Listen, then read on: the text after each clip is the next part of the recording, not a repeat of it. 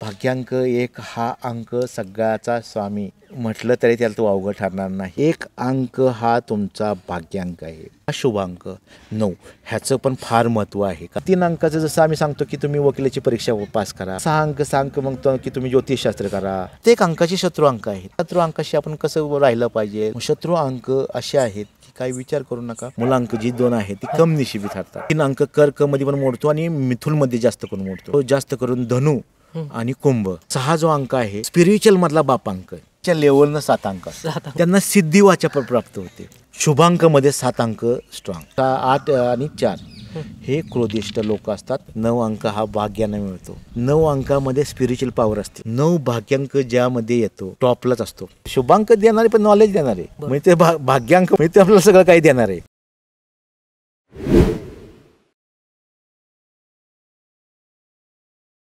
नमस्कार, मी प्रतिकेश कदम आणि लडबंदे पॉडकास्टमध्ये आपलं स्वागत आहे.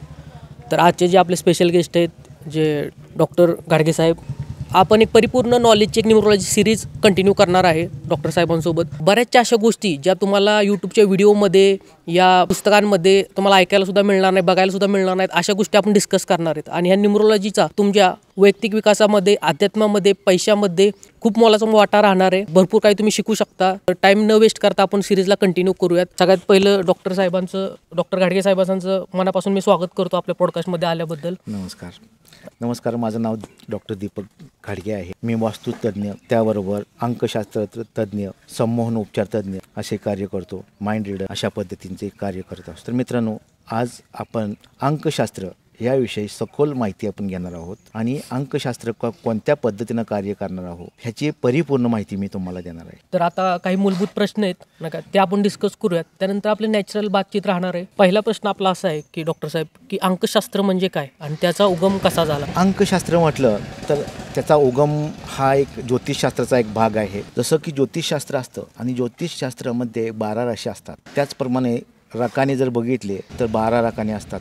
त्याच पद्धतीनं अंकशास्त्रामध्ये अंकाचं फार महत्त्व आहे. एक ज्योतिषशास्त्राचा हा भाग आहे आणि यामध्ये 12 रकाने नसून फक्त 9 अंकच ग्राह्य धरले जातात. 1 ते 9 अंकामध्ये परिपूर्ण कुठल्याही व्यक्तीचं भविष्य वर्तमान पूर्णतः काढता येतं. त्याबरोबर त्यांच्यामध्ये परिपूर्ण अशी ज्याला आपण म्हणतो की अंक कोणत्या पद्धतीचा अंक त्यांना फायदेशीर आहे, कोणत्या पद्धतीचा अंकानुसार त्यांनी वागलं पाहिजे, कोणत्या अंकानुसार त्यांनी राहणीमान ठेवलं पाहिजे, कोणत्या अंकानुसार मोबाईल नंबर ठेवला पाहिजे, ह्याचं परिपूर्ण तुम्हाला विश्लेषण मी आज तुम्हाला सांगणार आहे. अंकशास्त्राचा जीवनावर कशा पद्धतीने प्रभाव पडतो? अंकशास्त्राचा जीवनावर जसं ज्योतिषशास्त्राचा प्रभाव पडतो त्याच पद्धतीनं अंकशास्त्राचा सुद्धा प्रत्येक माणसाच्या जीवनावर प्रभाव पडतो.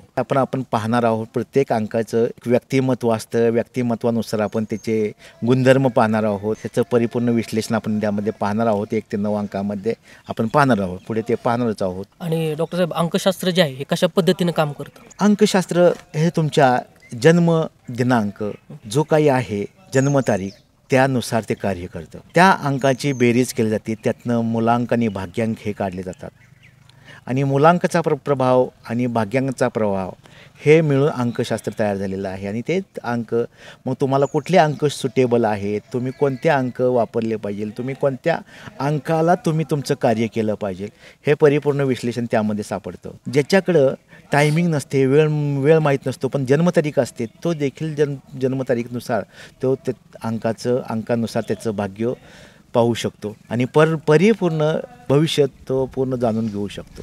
कोणत्या संख्येचा जीवनावर मुख्य प्रभाव पडतो अंकशास्त्रामध्ये? अंकशास्त्राचा म्हणजे प्रत्येक असं 1 ते 9 अंक सांगितल्याने सर्व संख्येचा प्रभाव हा जीवनावर पडतो. परंतु प्रत्येक संख्येमागं ह्या दोन्हीमध्ये मोडले जातात आणि ज्याचा भाग्यांक स्ट्रॉंग आहे तो त्याच्या जीवनामध्ये प्रभाव आणतो. असे सगळ्या अंकांचा प्रभाव हा असतो. परंतु 11 हे एक अंक असा आहे की अत्यंत शुभ मानलं जातं. 11 बरोबर. आणि आता डॉक्टर साहेब, की समजा बरेच लोक असतात त्यांना त्यांची जन्मतारीख माहीत नसते आणि बरेच लोक असे असतात की त्यांना डाऊट असतो त्यांच्या जन्मतारीखवर, कारण की 2 जन्मतारीख असतात. आणि बाकी 3ऱ्या कॅटेगरीचे लोक असतात की त्यांना त्यांची जन्मतारीख पूर्णपणे माहीत असते. अशा वेळेस जन्मतारखेवरूनच तुम्हाला अंकशास्त्राचा प्रभाव दिसून येतो. तुम्ही जर जन्मतारीख तुमची चुकली तर तुमचं राशी भविष्य पूर्णतः चुकलेलं असतं. पण असं काही नाही, पण तुम्ही ते गेज करू शकता की बाबा काय माझा जन्मतारीख आहे, त्याची बेरीज, परत तुम्हाला माहीत असणाऱ्याची बेरीज असं करू शकतात. कधी कधी असं होतं की शाळेच्या ह्याच्यामध्ये प्रगती पुस्तक जर बघितलं त्याच्यामध्ये तुमची बर्थ डेट पूर्णतः वेगळे असते आणि आई वडिलांनी सांगितलेली तुम्हाला वेगळे असते. बरोबर. असं कित्येक ठिकाणी होतं आणि साहजिकच आई वडिलांनी काही लिहिलेले असते, ज्योतिषशास्त्रापासून तयार करून ठेवलेले असतात. पण जे आई वडील सांगतात त्यामध्ये साम्य काय आहे आणि आपल्या शाळेच्या बर्थ डेटमध्ये साम्य काय आहे हे परिपूर्ण जाणून घेतलं पाहिजे. कुठलं सुटेबल आहे आपल्यासाठी हे ज्याच्या त्यानं बघून हे त्यांनी ठरवायचं आहे की माझ्यासाठी कुठला अंक शुभ आहे. कारण का असं एक्झॅक्टली तुम्हाला मी सांगू शकणार नाही की तुमची अशी बर्थ डेट आहे किंवा असं नाही, मग ते चुकीचं निघणार आहे. लक्षात ठेवा, जे अंकशास्त्र चुकीचं निघणार आहे. त्यासाठी तुम्हाला तुमची बर्थ डेट माहिती असणं फार गरजेचं आहे. बर्थ डेट शिवाय तुम्हाला परिपूर्ण अंकशास्त्राचं उपभोग घेऊ शकत नाही. असे बरेचसे नंबर आहेत की तुम्ही त्याचा म्हणजे जीवनामध्ये वापर करू शकतात, पण परिपूर्ण तुम्हाला तुमच्या स्वतःच्या जीवनामध्ये जर बदल घडवायचा आहे, काही करायचं आहे, तर तुम्हाला तुमची जन्मतारीख हे माहितीच पाहिजे आणि त्यानुसार तुम्ही भाग्यांक आणि शुभांक काढून त्यानुसार तुमच्या जीवनामध्ये परिवर्तन घडवलं पाहिजे. आणि तो घडतो. एकदा तुम्हाला तुमचा भाग्यांक आणि शुभांक कळला की तुम्हाला कळतं की आपल्या भाग्यांकामध्ये असं आहे किंवा आपल्याला माहीत नसतं. आपण एखाद्या गाडी 4 व्हीलर 2 व्हीलर घेतो आणि त्या गाडीचा नंबर आपण विना मागता काही नंबर आलेला असतो आणि तो बघितलं, त्याची बेरीज केल्यानंतर तुमच्या भाग्याशी जुळतो, तुमच्या मुलांकाशी जुळतो. मग असं जर असेल तर तो अंकाचा प्रभाव तुमच्यावर पडतो हे निश्चितच आहे. बरोबर. अशा पद्धतीने ते प्रभाव पडतो. आणि डॉक्टर साहेब म्हणजे आता इथनं पुढं आपण आपलं चालू करू नाही का, आणि ऑडियन्सला मी सांगू इच्छितोय की जे नंबर्स आहेत, मुलांक आहेत, भाग्यांक आहेत आणि सगळे कॉम्बिनेशन आहे, आपण हळूहळू घेणार आहे सगळं नाही का, थोडं पेशन्स ठेवायचे. आणि सगळ्यात महत्त्वाचं डॉक्टर साहेब म्हणजे मी जेव्हा मुलांच्यात बसतो आता तर ते रील्स वगैरे येतात, मुलांक भाग्यांक ते बघत असतात सिरीज. तर त्यामध्ये मला विचारतात की आता माझी बर्थ डेट तर ही आहे, मला अंक तर हे मिळालेले आहेत नाही का, ह्याला काही चेंजेस करू शकत नाही. पण इंटरनेटवरून असं सांगितलं जातं त्यांना की तुमच्याकडे तो अंक नाही आहे तर तो अंक आणू शकता तुम्ही, जसं ब्रेसलेट घालून किंवा तसं शर्ट करून. खरं आहे का? तो प्राप्त करू शकता, इझिली प्राप्त करू शकता. अंक प्राप्त हो प्राप्त. साईड इफेक्ट काही साईड इफेक्ट नाही. पण तरी देखील जर तुम्हाला तुमची बर्थ डेट माहीत आहे तर तुम्ही तुमचं भाग्यांक आणि मुलांक शुभांक तुम्ही काढू शकतो. आणि शुभांक काढायचं इतकं सोपं आहे किंवा भाग्यांक काढायचं हे पूर्णतः सोपं आहे. एक गणित आहे. ते गणित तुम्ही जर सोडवलं तर तुम्हाला इझिली तुम्हाला ते अवगत होऊ शकतं. फॉर एक्झाम्पल तुम्हाला एखाद्याची बर्थ डेट सांगा, कोणतीही सांगा, असं काही नाही, तुम्हाला किंवा एखाद्या परिचयाची सांगा, त्याचा आपण भाग्यांक आणि शुभांक काढू शकतो. चालेल.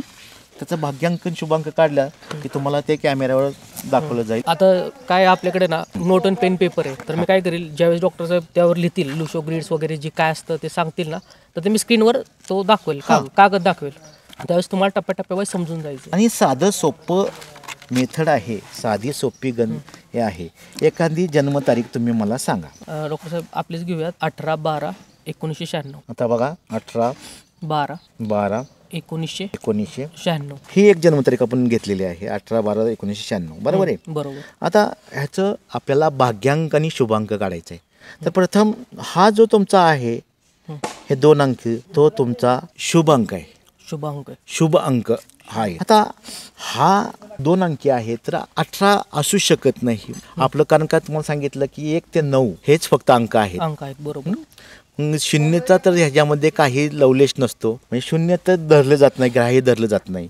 मग आता हे 18 म्हणजे याची बेरीज करायची आहे. ते बेरीज कशी करायची आहे तर तुम्हाला दाखवतो मी. प्रथम हे दाखवून देतोय की बघा, तुमचा आपण शुभांक काढलाय, शुभांक 18 काढलाय आणि तो 1 + 8 बरोबर किती होते? 1 + 8 9. हा 9 जो अंक आहे हा तुमचा शुभांक आहे. तर हा शुभांक आपण काढला.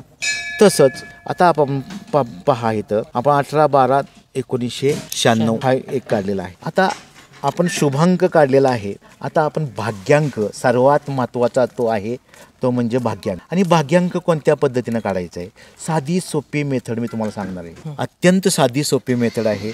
बघा तुमचं इथं दाखवल्याप्रमाणे बघा 18, 12, 1996. आता बघा मी काय करतोय, एक एक अंक घ्यायचा आहे आपल्याला, एक एक अंक. बघा प्रथम कुठला अंक आहे? 1. 1 घेतलाय plus 8 plus 1 plus 2 plus 1 plus 9 plus 9 plus 6. आता हे बघा, हे काय केलं आपण, प्रत्येकमध्ये प्लस प्लस प्लस करत गेलो. आता बघा, आता इथनं बघा 1 आपण घेतलाय, 1 आणि 8 किती झाले? 9. 9 आणि 1 10 आणि 2 12 आणि 1 13 9 22 बरोबर ना? बरोबर. 22 आणि 9 31 31 आणि 6 37 बरोबर आहे. नक्की का? बघा आणखी कॅल्क्युलेटर घ्या आणि तुम्ही काढू शकता.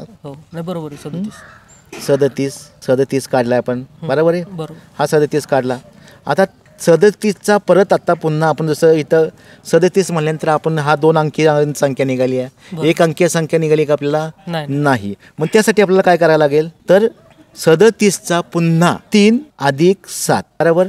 3 आणि 7 किती झाले? 10 बरोबर. 10 झाले बरोबर का नाही? आता 10 निघाले म्हणल्यानंतर 10 अंक आपल्या ह्याच्यामध्ये आहे का? 1 ते 9 आपल्या भाग्यामध्ये अंक आहेत. आपण जे सांगितलं अंकशास्त्रामध्ये 9 अंक आहे. हा, तर झिरोला व्हॅल्युएशन नाही, मग तो पुढे येऊन द्या किंवा मागे येऊन द्या. आता ह्या 0 काढल्यानंतर काय येतंय? 1 अंक हा तुमचा भाग्यांक आहे. आलं लक्षात? बरोबर. आता तुम्ही कुठलंही कार्य करताना 1 अंकानं करायचं आहे किंवा 9 या अंकानं, शुभांकानं करायचं आहे.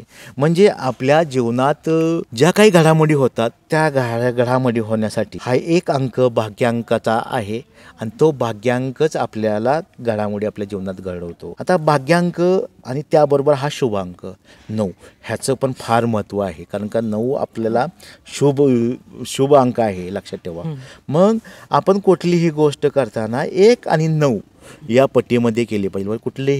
कुठलेही कार्य करताना जर आपल्याला एखादं कोणतं नवीन कार्य करायचं आहे तर 1 अंक येईल अशा पद्धतीनं करायचं आहे. म्हणजे हां, 1 अंकानं जर करत असेल तर मग महिन्याचे 31 दिवस असतात बरोबर आहे. मग त्यामध्ये बेरीज 2 अंकी जर संख्या आली तर त्याची बेरीज 1च झाली पाहिजे. जसं की 10 आला, फॉर एक्झाम्पल आज तारीख 10 आहे समजून चाला, बरोबर. तर 10 शून्याला महत्त्व नाही, मग त्याची 0 जर काढलं तर किती येतं? 1च. त्यानंतर पुढे आपण गेलो तर 19 तारीख येईल, बरोबर. 19 जर तारीख घेतली तर 1 अधिक 9 10च येतंय, लक्षात ठेवा. 1 अधिक 9 किती झालं? 10 म्हणल्यानंतर परत 0ला व्हॅल्युएशन नाही, म्हणजेच 1 आलं. बरोबर. हे लक्षात असणं फार गरजेचं आहे. जर तुम्ही ते पद्धतीने केलं तर परिपूर्ण तुमच्या लक्षात ते राहणार आहे. अशा पद्धतीने तुम्ही तारकांचं गणित देखील काढू शकता. तर हे तुम्हाला लक्षात आलेलं असेल की भाग्यांक म्हणजे काय आणि शुभांक म्हणजे काय. आता ज्योतिषशास्त्रामध्ये जर सांगायचं म्हटलं तर हे मी डीप नॉलेजमध्ये तुम्हाला मी एक प्रकार सांगतो की जसं मी तुम्हाला सांगितलं की हा अंकशास्त्र एक ज्योतिषाचा एक भाग आहे.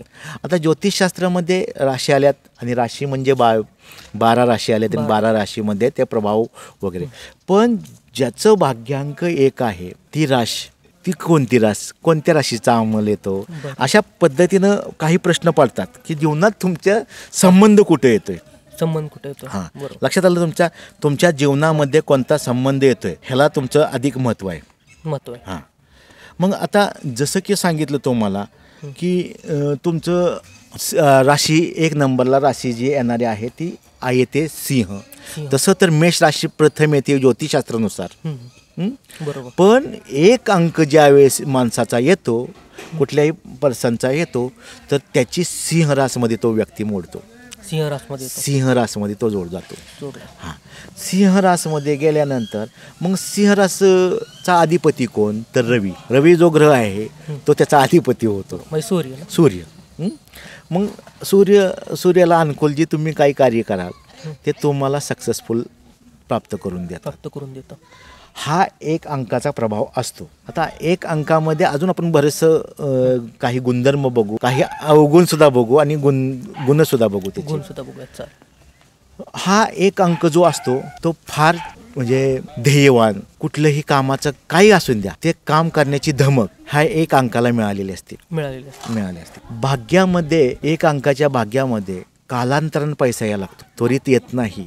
हां, पण जसा तो पैसा यायला लागतो तो एक अंकाचा व्यक्ती पूर्णतः त्याच्याकडे पैसा कदापि असं कमतरता होत नाही, तो पडूनच राहतो. पैसा यायचा तो येत राहतो, पैसा तो सेव्ह करत असतो. पण हे कालांतरानं आता ह्याचं विश्लेषण बघायचं म्हटलं तर आपण त्यानुसार म्हणजे आता जसं की तुम्हाला सांगितलं की आता तुमची एज किती आहे ते काढली पाहिजे. बरोबर आहे. मग त्याची बेरीज केली पाहिजे. मग बेरीज केल्यानंतर आपण कुठल्या बेरीजमध्ये आपला हे अंक 9 किंवा 1 अंक येतोय. कारण का 1 अंक म्हणलं तर आपल्याला डबल अंकाचा म्हणजे एक प्रभाव पडला, एक 9 अंकाचा पण पडलेला आहे आणि 1 अंकाचा पण पडलेला आहे. वय आपलं 29 म्हणजे आता वय 29 म्हणल्यानंतर जर असं वयानुसार काढलं 2 अधिक 9 तर 11. बरोबर. 11चं परत पुन्हा 1 प्लस 1 म्हणजे 2 अंक भाग्यांकामध्ये जाते. म्हणजे ह्याचा अर्थ मागचा जो वर्ष होतं ते तुमच्यासाठी चांगलं कारकिर्दीत गेलेलं आहे. पण म्हणजे चांगलं पद्धतीने गेलं, पण त्यानंतर आता म्हणजे ते उतरत्या आता 2मध्ये आलं आहे. म्हणजे थोडंसं डिस्टर्ब म्हणजे जसं की तुमचा 1 अंक केव्हापासून लागला आहे तर तुमची जन्मतारीख किती घेतली आपण? 12 घेतल्या. म्हणजे ह्या 12व्या महिन्यात तर म्हणजे अत्यंत पद्धतीनं तुमचा तो खर्च वगैरे झालेला आहे. त्या पद्धतीनं पुढं म्हणजे म्हणण्याचा उद्देश काय की हे लगेच कळतं की जसं ज्योतिषशास्त्र सांगू शकतो तसं भविष्य त्यानुसार कथन करता येतं. पण ते फार डीपली असतं. म्हणजे थोडंसं सांगण्याचं मी थोडंसं टाळतो येतं. कारण का जर सांगत बसलो तर एका अंकाविषयी जर सांगत बसलो तर आपल्याला पूर्णतः एक एपिसोड आपल्याला 1 अंकासाठीच करावं लागेल. कारण का त्यामध्ये येणारं भाग्यवर्ष, भाग्योदय, मारक वर्ष आणि सेमी भाग्य असणारं म्हणजे मध्यमकालीन वयवर्ष हे त्यामध्ये येतं. आणि त्यानुसार जर आपण हे केलं की बाबा पाहिलं तर आपल्या जीवनामध्ये आपण बघत असतो की हे काल आपल्याला अत्यंत महत्त्वाचे जातात. आणि तुम्हाला ते म्हणजे तुम्हाला अनुभवास येतच असं काही नाही. तुमच्या अनुभवात येतं असं काहीही नाही. आणि जसं आपण पुढे जाणार तसं आपण हे सगळे टॉपिक घेत जाणार. होय. आता त्यामध्ये तुमच्या म्हणजे कमालीची ताकद, काम करायची धमक, भरपूर गॉड गिफ्ट मिळालेली आहे. तुम्हाला ते गॉड गिफ्ट मिळालेले आहे. पण त्याचा वापर तुम्ही जीवनामध्ये कसं करता हे म्हणजे 1 अंकाच्या व्यक्तीवर असते. कारण का 1 अंकाच्या व्यक्तीवर भरभरून सगळ्या गोष्टी मिळालेल्या असतात. म्हणजे आईवडिलांकडून मिळाले असतात आणि इतर समाजाकडून मिळाले असतात. पण त्यांना भरभरून मिळत असतात. वयाच्या मी तुम्हाला सांगितलं ना की वयाच्या तो साधारण 32व्या वर्षापासून त्याला जास्तीत जास्त त्याला भाग्यामध्ये त्याचं जायला सुरुवात होतो. आणि ज्यावेळेस तो ग्रीप पकडतो तो इतर कोणाच्याही हाताला लागत नाही. जेव्हा तो ग्रीप पकडतो तेव्हा इतर कोणाला असे व्यक्ती आध्यात्मिक सुद्धा एक बाजू त्यांच्यामध्ये निर्माण झालेली असते. आणि ती हे करत असता त्यांना बऱ्याच गोष्टीचा असा छंद असे म्हणजे कॅटेगरी असणारी एका अंकमध्ये आणि मोडतात. हे भाग्यांक एकांक हे आहे. तुम्ही कसलंही धार्मिक कार्य असलं ना तर तुम्ही इझिली ते पार पाडू शकता. कोणतेही धार्मिक कार्य तुम्ही इझिली पार पाडू शकता. कोणतीही विधी तुम्ही करू शकता. तुमचा स्वभाव जो आहे तो मनमोकळेपणाने असतो. जो 1 अंकाचा व्यक्ती असतो त्यांचा हा मनमोकळा आणि देवी कृपेने त्यांना मोठे अधिकारी पद ह्या अंकानं मिळालेले असतात. लक्षात ठेवा. तुमचं एज्युकेशन चांगल्या पद्धतीचं झालं असेल तर तुम्हाला मोठेच पद भेटतात. जीवनामध्ये जे काही पद मिळतात ते पूर्णतः तुम्हाला मोठे असतात. आता सगळ्यात महत्त्वाची गोष्ट मी तुम्हाला एक सांगेन की 1 अंकाचं एक गुणधर्म आहे की तो डोळे बंद करून कुणावर देखील विश्वास ठेवतो. म्हणजे तुमचं म्हणून सांगत मी एक आपल्या श्रोत्यांना एक सांगतो की 1 अंकाचं डोळे बंद करून तो विश्वास ठेवतो. आणि होतं काय अशानं ज्यांच्यावर विश्वास ठेवतात तीच लोक मान तुमची कापत असतात. स्पष्ट बोलणं आहे माझं. हे तुम्हाला कुठल्याही शास्त्रामध्ये सांगत नाही, पण मी परिपूर्ण तुम्हाला हे अंकशास्त्रामध्ये सांगतोय की अंकशास्त्र ज्यांनी समजून घेतलेलं आहे त्यांच्यासाठी मी सूचना म्हणून तुम्हाला देईन की विश्वास ठेवताना त्या पद्धतीने ठेवा. कुठलाही तुमचा मित्र असून द्या, नातेवाईक असून द्या, कुणी पर्सन असून द्या, विश्वास ठेवताना त्या पद्धतीने ठेवा. म्हणजे भाग्यांक एक वाल्यांचा. भाग्यांक एक वाल्यांचं सांगतोय की ज्याच्यावर तुमचा विश्वास असतो तोच तुमची मान कापतो. कोणतंही सहज तुम्हाला तो विश्वास ठेवून तुम्हाला तो फसवू शकतो. पहिली गोष्ट अशी की जो भाग्यांक एकमध्ये येतो तो खुल्या विचारानं असतो, पण जर त्याची पत्नी जर दुसऱ्यासोबत बोलत असेल तर त्याच्या मनामध्ये एक हे जे तिचे गुण म्हणजे वेगळे अवगुण जे आहेत हे तुम्हाला सांगतोय, वेगळे विचार तयार होतात. हे ऑटोमॅटिक तयार होतात आणि तो थोडक्यात आपल्या स्वतःच्या पत्नीला देखील शंकेच्या नजरेनं पाहायला लागतो. तसं काहीही नसतं, कारण का पत्नी एकरूप आणि अनुरूप मिळालेली असते तरी देखील आपल्या पत्नीनं इतरांशी मनमोकळेपणानं बोलू नये असं त्यांचं मत असतं. एक नंबर वाल्यांचं. आणि हे त्यांचं अवगुण म्हटलं पाहिजे. हे काही कारणानं ते लोक थोडे आळशी बनतात, आळशी स्वभावाचे होतात, मग थोडेसं कामामध्ये चालढकलपणा करण्याचा प्रयत्न करतात. असंच ह्यांचं जीवन म्हणजे चालढकल करण्यामध्ये थोडंसं घालवतात, व्यथित करतात. अशा पद्धतीची हे कॅटेगरीमध्ये असणारी लोक असतात. पण भाग्यांक एक हा अंक सगळ्याचा स्वामी म्हटलं तरी त्याला तो अवघड ठरणार नाही, कारण का एक अंकापासूनच म्हणजे आपण सुरुवात करतोय आणि त्यात जसं की आता तुमचं 9 अंक आहे, 9 अंक तर आणखीन भाग्यामध्ये येतोय. 9 अंक हो, आणखीन भाग्यामध्ये येतोय. त्यामुळे तर त्याची तुम्हाला जोड मिळते, कारण का 9चं जर तुम्ही हे केलं, आपण 9चा पाडा बघा किंवा 9ची बेरीज करत राहा, कितीही बेरीज केली तर त्याची बेरीज संख्या 9च येते. 9 2 18, 9 3 27, 9 4 36, 9 मिक्स केले की ते सगळं तुम्ही हे करा तर त्यांची बेरीज 9 येते. म्हणून बघा ना तुम्ही त्या 9 कॅटेगरीमध्ये जी लोक येणारे असतात ते पूर्ण हायफाय लेवलला असतात आणि त्यासोबत एक अंक भाग्याने मिळाला तर अतिउत्तम. म्हणजे ज्या लोकांचं 9 आणि 1 भाग्यांकाशी ताळमेळ जुळतो तो पुढं अत्यंत प्रभावीपणे ह्या विश्वावर राज्य करू शकतो. इथपर्यंत त्याची कॅपॅसिटी निर्माण होते. आणि डॉक्टर साहेब म्हणजे आता हे तर आपलं म्हणजे आपल्या बजेटनुसार झालं आणि एक भाग्यांकाचं आपण पूर्ण स्वरूप जाणून घेतो. आता इथनं पुढे आपण म्हणजे काय करायचं, मूलांक घ्यायचे का भाग्यांक घ्यायचे? नाही, कुठलंही घेऊ आपण, मूलांक घेऊ किंवा भाग्यांक घेऊ असं काही नाही.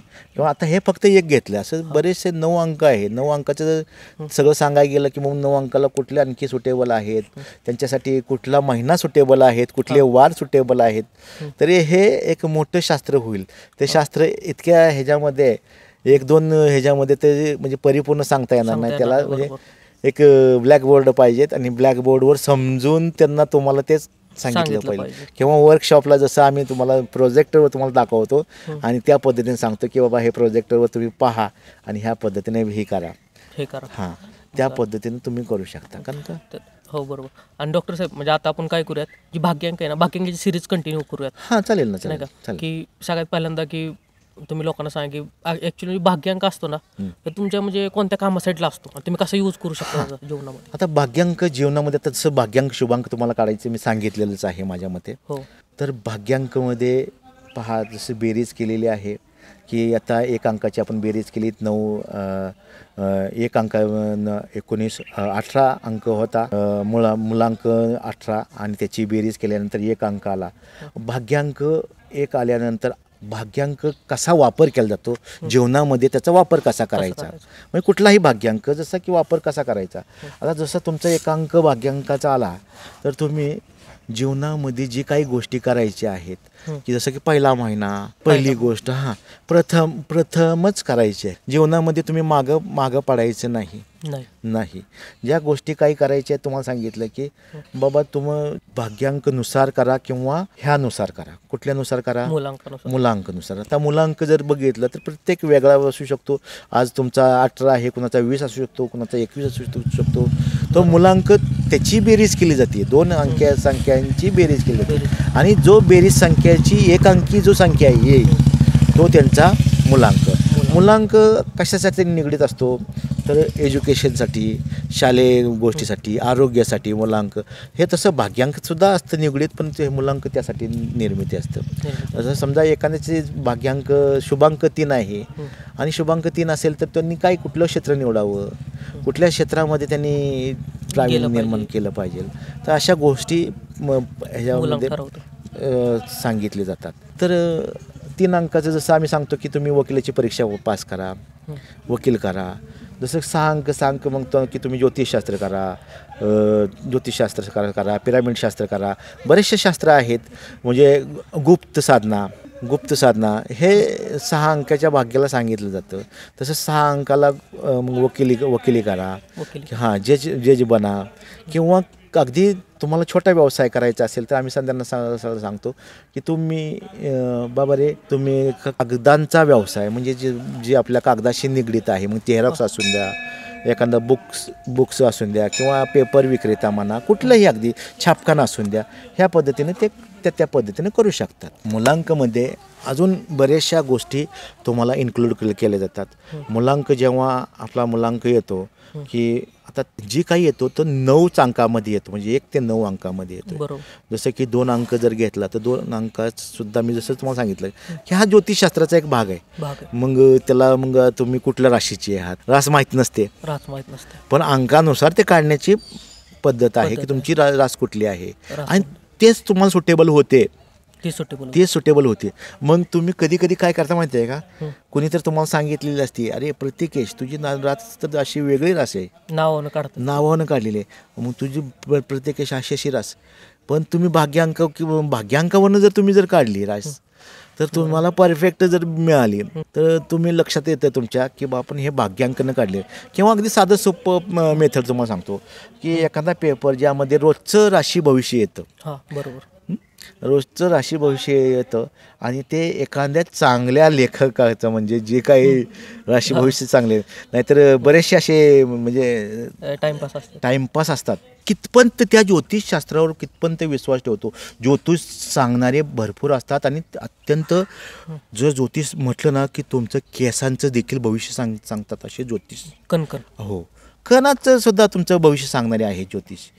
मध्ये आणि त्या ज्योतिषशास्त्रामध्ये एक आवर्जून कथा सांगितली जाते की एक ती मी सांगण्याचा प्रयत्न करेन की ज्योतिष कितपंत योग्य आहे आणि तुम्ही कितपंत योग्य आहात. जसं एक ज्योतिषशास्त्रानं एक व्यक्ती त्याच्यापाशी आला आणि ज्योतिष पाहण्याचा तो म्हणला माझं ज्योतिष बघा. त्यानं पंचांग घेत आणि त्यानं सांगितलं सगळं, त्याचं ज्योतिष व्यवस्थित सांगितलं, तुम्हाला लग्न होणार आहे, तुमचं लग्न होणार आहे, बरोबर, आणि लग्नाच्या 2-3 वर्षात तुम्ही एक्सपायर होणार त्यानं सांगितलं. मग त्यानं अर्थ लग्न करायचं नाही का, ज्यानं लग्न पण केलं, घरच्यांच्या म्हणजे ह्यानं केलं, लग्न केलं, त्याला मुलगी झाली, पण त्या ज्योतिषानं आणखी एक गोष्ट आहे सांगितली होती की बैल पोळ्याच्या दिवशी तुझा मृत्यू होणार आहे. बैल पोळ्याच्या दिवशी, म्हणजे बेंदूर म्हणतो ना आपण, बैल पोळ्याच्या दिवशी तुझा मृत्यू हा अटळ आहे आणि ते बैलापासून होणार आहे. आता ते त्याच्या डोक्यात कुठं, माइंडला कुठं बसलं, बैलापासून माझा मृत्यू होणार आहे. बरोबर. मला आता इथनं पुढं आत्तापासूनच लग्न तर करायचं आहे, तर आत्तापासून आपण बैल पोळायच्या दिवशी सेफ राहायचं, घरातून बाहेर पडायचं नाही, बैल पूजणं भानगड नाही, बैलगाडीच्या शर्यती बघणं भानगड नाही, किंवा बैलच काय करणं जवळ जाणं भानगड नाही.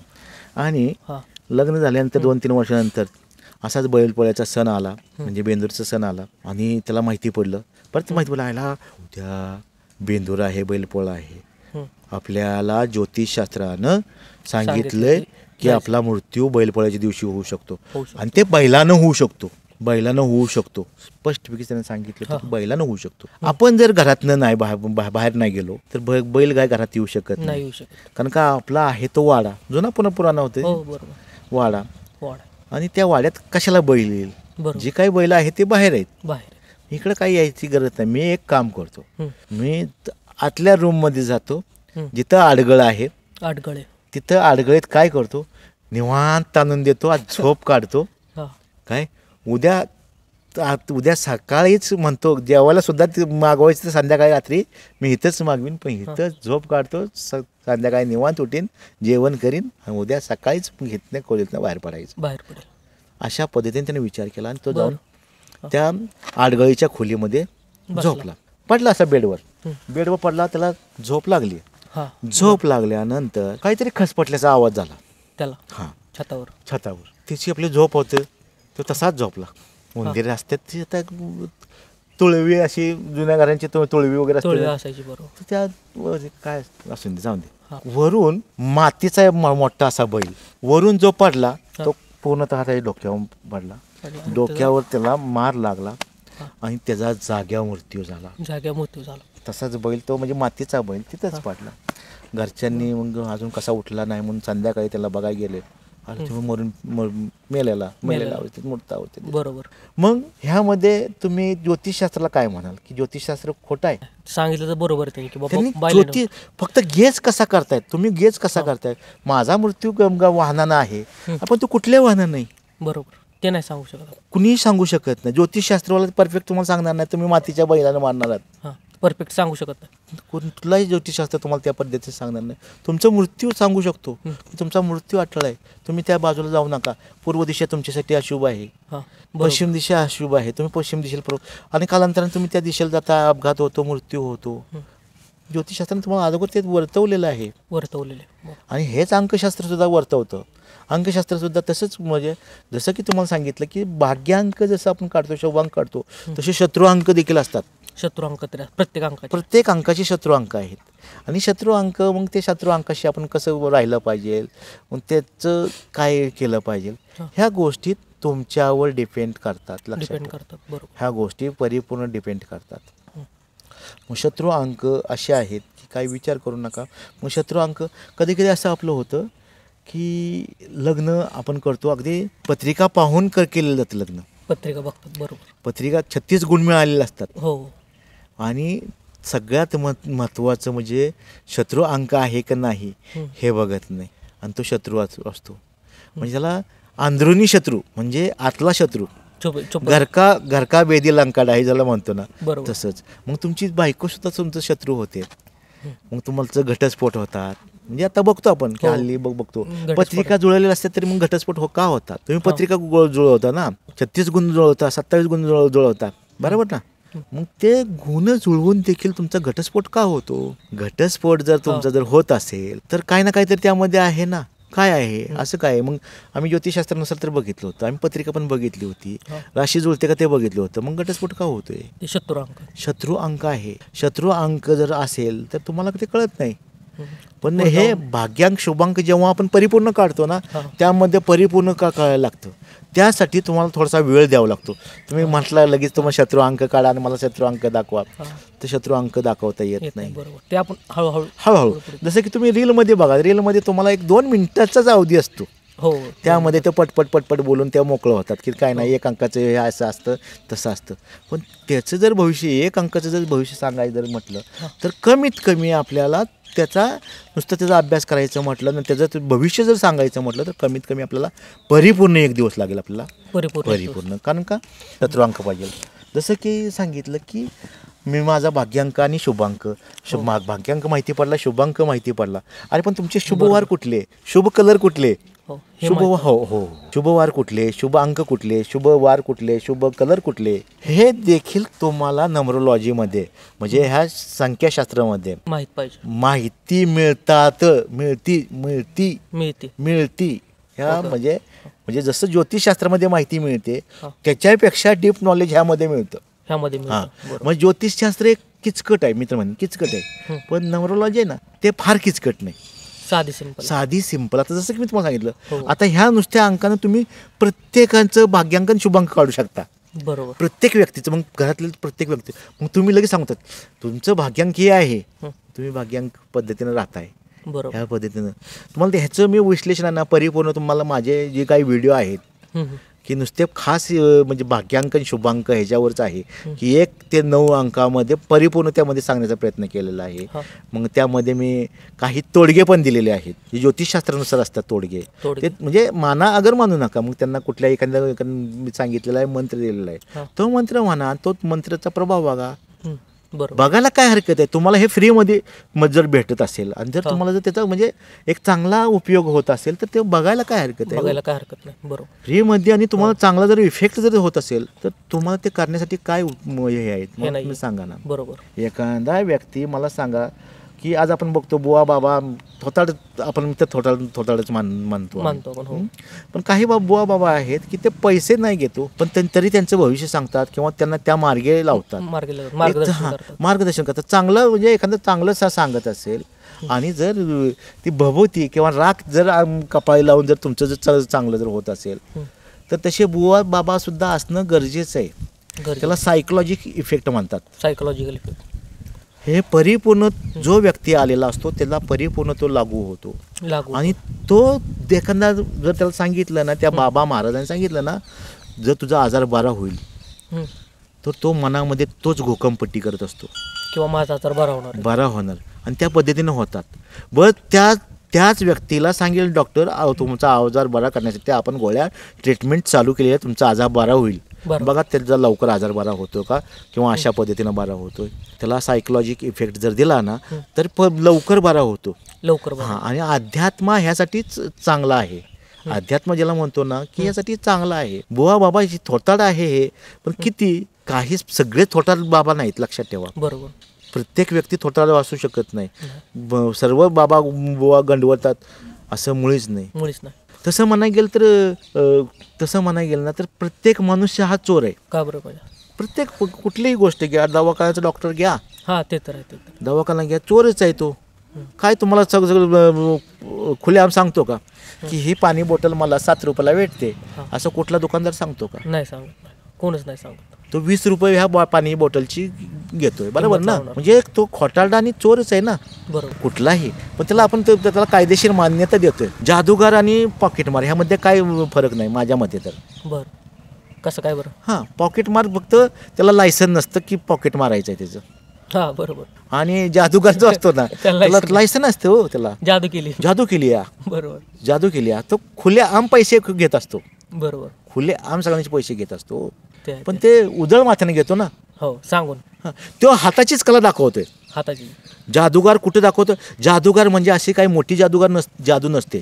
जादू म्हणजे आता ह्या समाजामध्ये किंवा आपण ह्या ट्रिक असतात आणि हात चलाकीचा म्हणजे हाताचा खेळ असतो. हात चलाकीचा हात कसा चालवायचा, पण तो हात पाकिट मारसुद्धा चालवतो ना. बरोबर. यात्रेमध्ये, बाजारामध्ये तो एखाद्याचा मोबाईल काढून घेतोय तो म्हणजे हात चालाकीच करतो ना. हात चालाकीच करतोय, फक्त तो कायदेशीर मान्यता प्राप्त नाही आणि याला कायदेशीर मान्यता दिलेली असते. दोघांचं वर्क एकसारखंच आहे. तो पण हात चालाकी करतो आणि हा पण हात चालाकी करतो.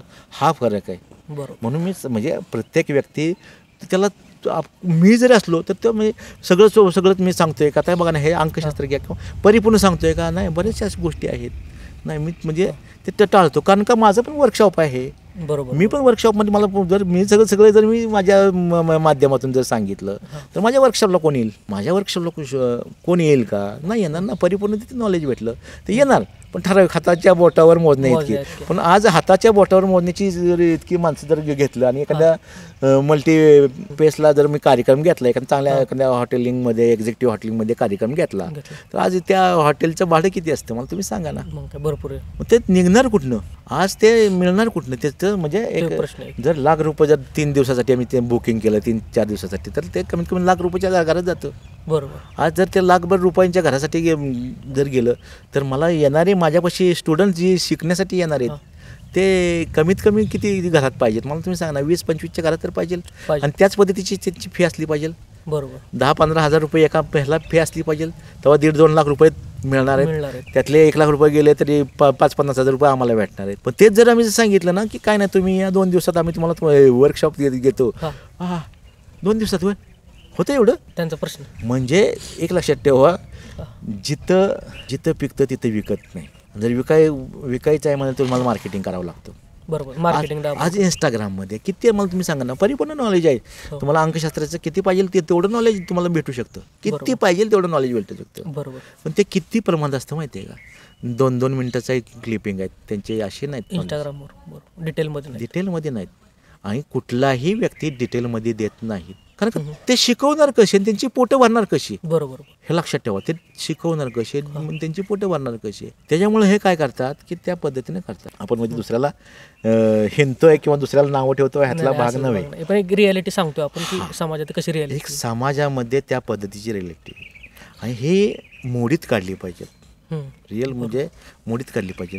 हे शास्त्र आहे, हे शास्त्र चांगल्यासाठी आहे आणि म्हणजे प्रत्येकाने त्याचा लाभ घेतला. कुठलंही शास्त्र वाईट नसतं. बरोबर. कोणतंही शिक्षण हे वाईट नसतं. त्याचा लाभ होतो. काय डॉक्टर म्हणल्यानंतर प्रत्येक डॉक्टर फिजिओथेरपी सुद्धा डॉक्टर आहेत ना. डॉक्टर आहेत पण त्या 10 डॉक्टरमध्ये एखादा चांगला असतो की बाबा जो तुम्हाला व्यवस्थित गाईड मार्गदर्शन. बाकी तर काही न बोलतात चिठ्ठी लिहून गोळ्या देऊन घे बाबा. म्हणजे कितीतरी आता म्हणजे समाजामध्ये त्या पद्धतीने झालेलं आहे.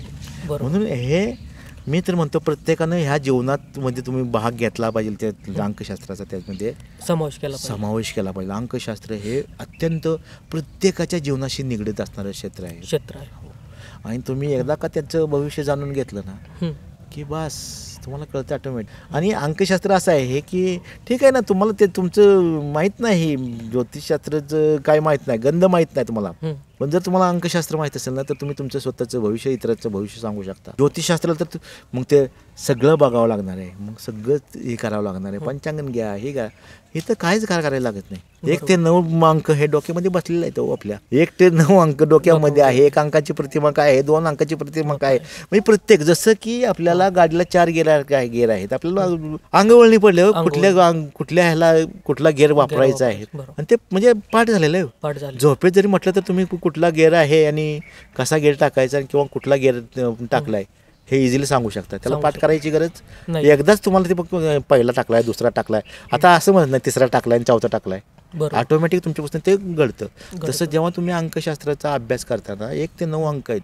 त्या 9 अंकामध्ये ह्या गोष्टी तुम्हाला सांगितल्यात की तुम्हाला कुठला काळ शुभ जाणार आहे. जसं ज्योतिषशास्त्रामध्ये महिने असतात ना जानेवारी फेब्रुवारी मार्च एप्रिल मे जून जुलै ऑगस्ट असे महिने असतात बरोबर आहे.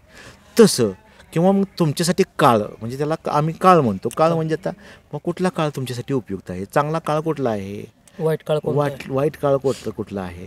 प्रत्येकाच्या जीवनात म्हणजे ते काळ येतो तर मग कुठला आहे मग वर्षातनं काही लोकांना 1 वेळा येतो काही वर्षातनं 2 वेळा येतो.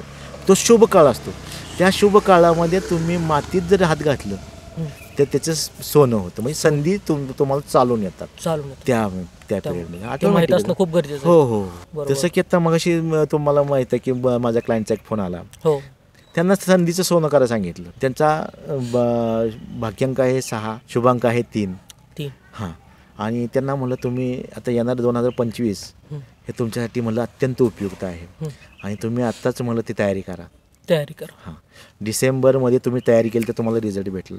आणि आज त्यांचंच रेकॉर्डिंग माझ्यापाशी आत्ता की आम्हाला गुड न्यूज भेटली चांगल्या पद्धतीची गुड न्यूज भेटली. मला अतिउत्तम म्हणलं सगळ्या गोष्टी कशा म्हणजे हे त्यांना त्यांच्या भाग्यांकाने दिलेलं आहे. आम्ही दिलेलं नाही त्यांना. फक्त आम्ही काय केलं मार्गदर्शन केलंय गाईड केले हां तू अमक्या दिवशी तू ही कर. परीक्षा तर कुठल्या पण वेळेवर येते. कधी कधी ह्या व्यक्तींचा मला असा फोन आलाय की माझा अभ्यासच नाही मी आता काय करू. अभ्यास केला नाही परीक्षेला जायचंय आणि लॉची परीक्षा देताय आणि अभ्यास नाही. फक्त तुम्ही त्यांना म्हटलं तुम्ही डोळे बंद करा दीर्घ श्वास घ्या आणि फक्त एकच वेळा पुस्तक वाचा. एकाच वेळा पुस्तक वाचा आणि जा फक्त वाचन करा आणि फक्त एकच वेळा वाचा. डबल वाचू नका. मग हे येणार आहे ती येणार आहे असं मनात डोक्यात सुद्धा आणू नका की हे येणार आहेत परीक्षेमध्ये ती येणार आहे. वाचा सगळं वाचलं सगळं तुमच्या डोक्यात आहे. आणि ते आता म्हणतात की इतका इझी माझा पेपर गेला आणि इतकं ते वाचलेलं तीच आले. हे फक्त आम्ही काय केलं मार्गदर्शन तुम्हाला तिथं पोहोचण्याची लिंक दाखवली लिंक दाखवली बाबा इथनं लवकर रस्ता आहे आणि तो रस्ता शॉर्टकट आहे तुम्ही तिथे जा. आणि हा जो तुम्हाला शॉर्टकट रस्ता दिलेला आहे तो फार उपयुक्त आहे. प्रत्येक गोष्टीत यूज करू शकतो. विद्यार्थ्यांना कंपल्सरी मी म्हणतो त्यांना माहिती पाहिजे अंकशास्त्र. कारण का बरं पहिली गोष्ट की त्यांनी एज्युकेशन तर पूर्ण केलेलं असतं पण ध्येय ठरवलं नसतं की आपल्याला जीवनामध्ये आपल्याला काय बनायचं आहे कुठलं आपण ध्येय आणि कुठल्या बाजूनं आपण गेलो तर आपल्याला त्यामध्ये फायदा होईल. काय घरातले मस्त सांगतात की नाही सायन्समध्ये पड मग बघू डॉक्टर डॉक्टर हो. वगैरे. मग मित्र म्हणतो कशाला इंजिनियर की कर, हां. इंजिनिअरिंगमध्ये भरपूर स्कोप आहे. हं. दुसरा एखादा आणखी मित्र म्हणतो की नाही नाही तू शेअरमध्ये हे कर, हां त्याच्यामध्ये तू कशाला दुसऱ्याच्या नादाला लागतोयस. हां बरोबर. पण आपण ज्या भाग्यांकमध्ये हे केलेलं आहे तो भाग्यांक काय म्हणतोय. हां जर भाग्यांकामध्ये नसला तर तुम्ही कष्ट करताय 99% कष्ट करता, पण एक अंक जर भाग्यांकाचा नसला ना तर 100% पूर्ण होऊ शकत नाही. जसं की बँक असते, बँकेमध्ये लॉकर असतात, लॉकर असतात, त्या लॉकरला 2 की असतात. 2 की बरोबर. एक तुमच्याजवळ असते, तुमच्या लॉकरची की तुमच्याजवळ असते, आणि एक मास्टर की बँकेजवळ ते बँकेजवळ असते. जेव्हा तुम्ही बँकेच्या लॉकरपाशी जाता तेव्हा त्याला इंटिमेशन देताय की मास्टर की लावा. लावा. जो पण ते मास्टर की लावत नाही तो पण तुम्ही तुमचा लॉकर तुमच्या चावीनं उघडूच शकत नाही. कितीही प्रयत्न करा तुम्हाला ते उघडलं जात नाही. उघडलं जात नाही. मास्टर की पाहिजे त्यासाठी आपल्याला. त्यासाठी मास्टर की पाहिजे, आणि तो म्हणजे भाग्यांक, तो म्हणजे तो भाग्यांक. तो म्हणजे भाग्य. हे लक्षात ठेवा. एक म्हणजे 99% जर तुम्ही वर्क करत आहे तर पण तुमचं 1% जर भाग्य नसेल ना तर तुम्ही त्या भाग्यामध्ये काही उपयोग होत नाही. होत नाही. बरोबर. हे लक्षात ठेवा. बरोबर. आणि तो भाग्य तिथंच घेऊन जातो आणि त्याला त्या पद्धतीनं ते ठेवतं. बरोबर. म्हणजे हे पण एक कला आहे, एक आर्ट आहे की बाबा तुम्ही भाग्याचे मास्टर की हातात घेऊन नाही का काम करा. ताले उघडा. मास्टर की तुमच्या सोबत ठेवा ना. बरोबर. सोबत ठेवा. वर्क तर केलाच पाहिजे. केलं पाहिजे. वर्क तर तुम्हाला केलाच पाहिजे. जसं की एखाद्या हॉटेलमध्ये जाऊन तुम्ही ऑर्डर देताय की मला पाहिजे आता ही वस्तू माझ्या आवडीची आहे, तो वेटर तुम्हाला त्या आवडीची तुमची वस्तू आणून तुम्हाला समोर देते, सर्व करून देईल तुम्हाला. बरोबर. शेवटी हँड तुमचा वापरला पाहिजे आणि तुम्हाला तोंडात घातला पाहिजे आणि चावण्याचा प्रयत्न देखील तुम्हाला केला पाहिजे. बरोबर. चावलं तर त्याचा स्वाद घ्या येणार आहे. नुसतं तोंडात टाकून ते पोटात तर जाणार नाही. आणि चावून ते जिभेनं आतमध्ये ढकललं पाहिजे, तेव्हाच परिपूर्ण तुम्ही येणार सायकल तुमची पूर्ण तयार पूर्ण होईल. होणार आहे. आणि डॉक्टर साहेब म्हणजे आपण परत आपल्या मागच्या टॉपिकवर येऊया. आपला मागचा टॉपिक राहिला जरा. तर आपण मुलांक 1 तर बघितला होता. मुलांक 2 आपला राहिला, 2 पासून 3 बघितला आपण, 3 बघितलेला आहे मला वाटतं. फक्त 2 पासून आपण पुढे घ्यायचं आहे. 2, 4 पासून पुढे. 2चं पण सेम अशाच पद्धतीचं आहे थोडंसं. ह्या पद्धतीत 2चं पण तसेच आहे. मग तेच तुम्हाला सांगतो की मी तुम्हाला त्याचे व्हिडिओ आहेत ना तुमच्या चॅनलला पाठवा. माझे तुम्हाला व्हिडिओ मी परिपूर्ण तुम्हाला व्हिडिओ देतो.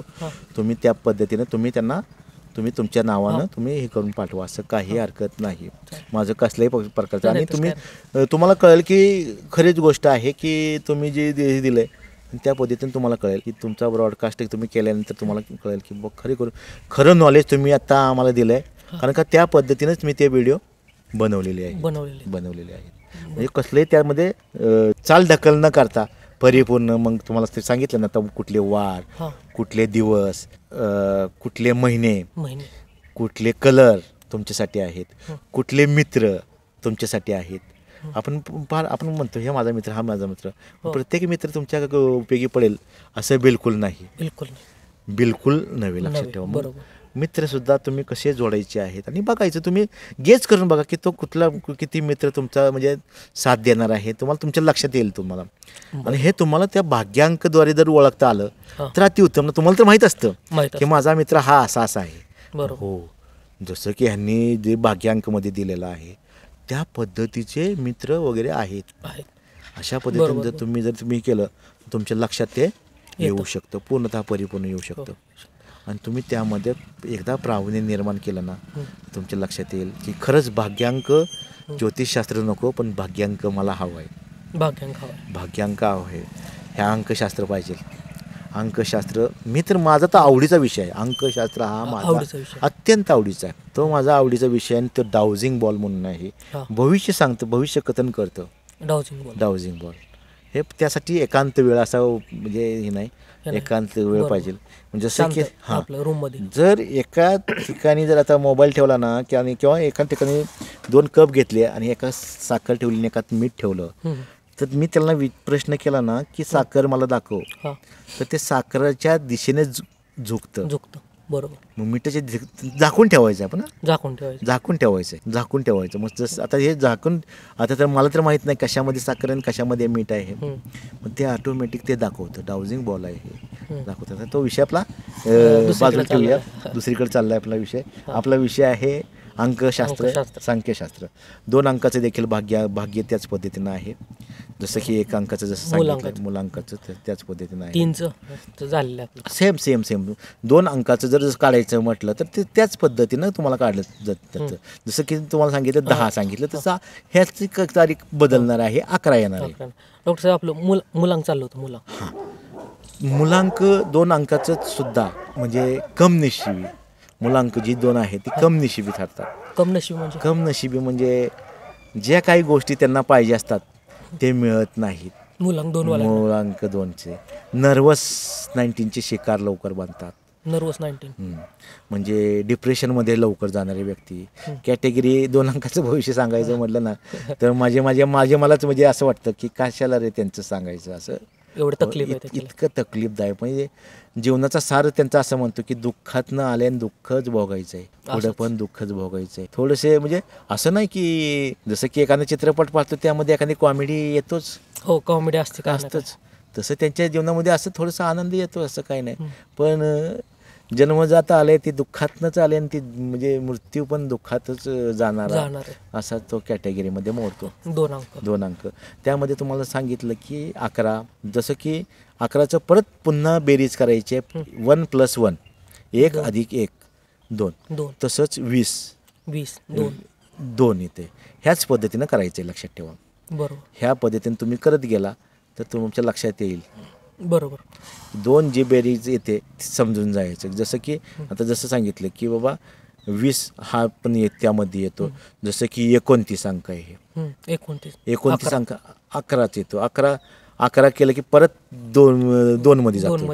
1 + 1 म्हणजे 2 ह्याच पद्धतीने तो तसं जीवनकाल तसा. हां तसंच म्हणजे एक तुम्हाला एक सॅम्पल म्हणून सांगतो की 3 अंकाचं पण त्याच पद्धतीने काढायचं आहे. 4 अंकाचं सुद्धा त्याच पद्धतीने काढायचं आहे. 4 अंक देखील पूर्णतः स्ट्रॉंग मानला जातो. 4 अंक कुंभ राशीचं जसं की 3 अंक आपण बघितला. 3 अंक कोणते राशी? 3 अंक हे कर्क राशीचा येतो. हां आणि हा जो अंक येतो 3 अंक कर्क मध्ये पण मोडतो आणि मिथुन मध्ये जास्त करून मोडतो. मिथुन मध्ये. आणि 4 अंक आहे ना तो जास्त करून धनु आणि कुंभ राशीमध्ये जास्त मोडतो. म्हणजे ज्याला व्यापार रास म्हणतो. हे रास 4 नंबरची रास आणि 8 नंबरची जी रास काय येईल ते कुंभमध्ये मोडणारी आहे. हे कुंभमध्ये. आता हे कुंभ आता हे जे आपण जे सांगतोय तर ह्याचा संबंध कुठं आला तर ज्योतिषशास्त्राशी आला ना. हां मग त्याच्यासाठी आपण हेच टाळतोय.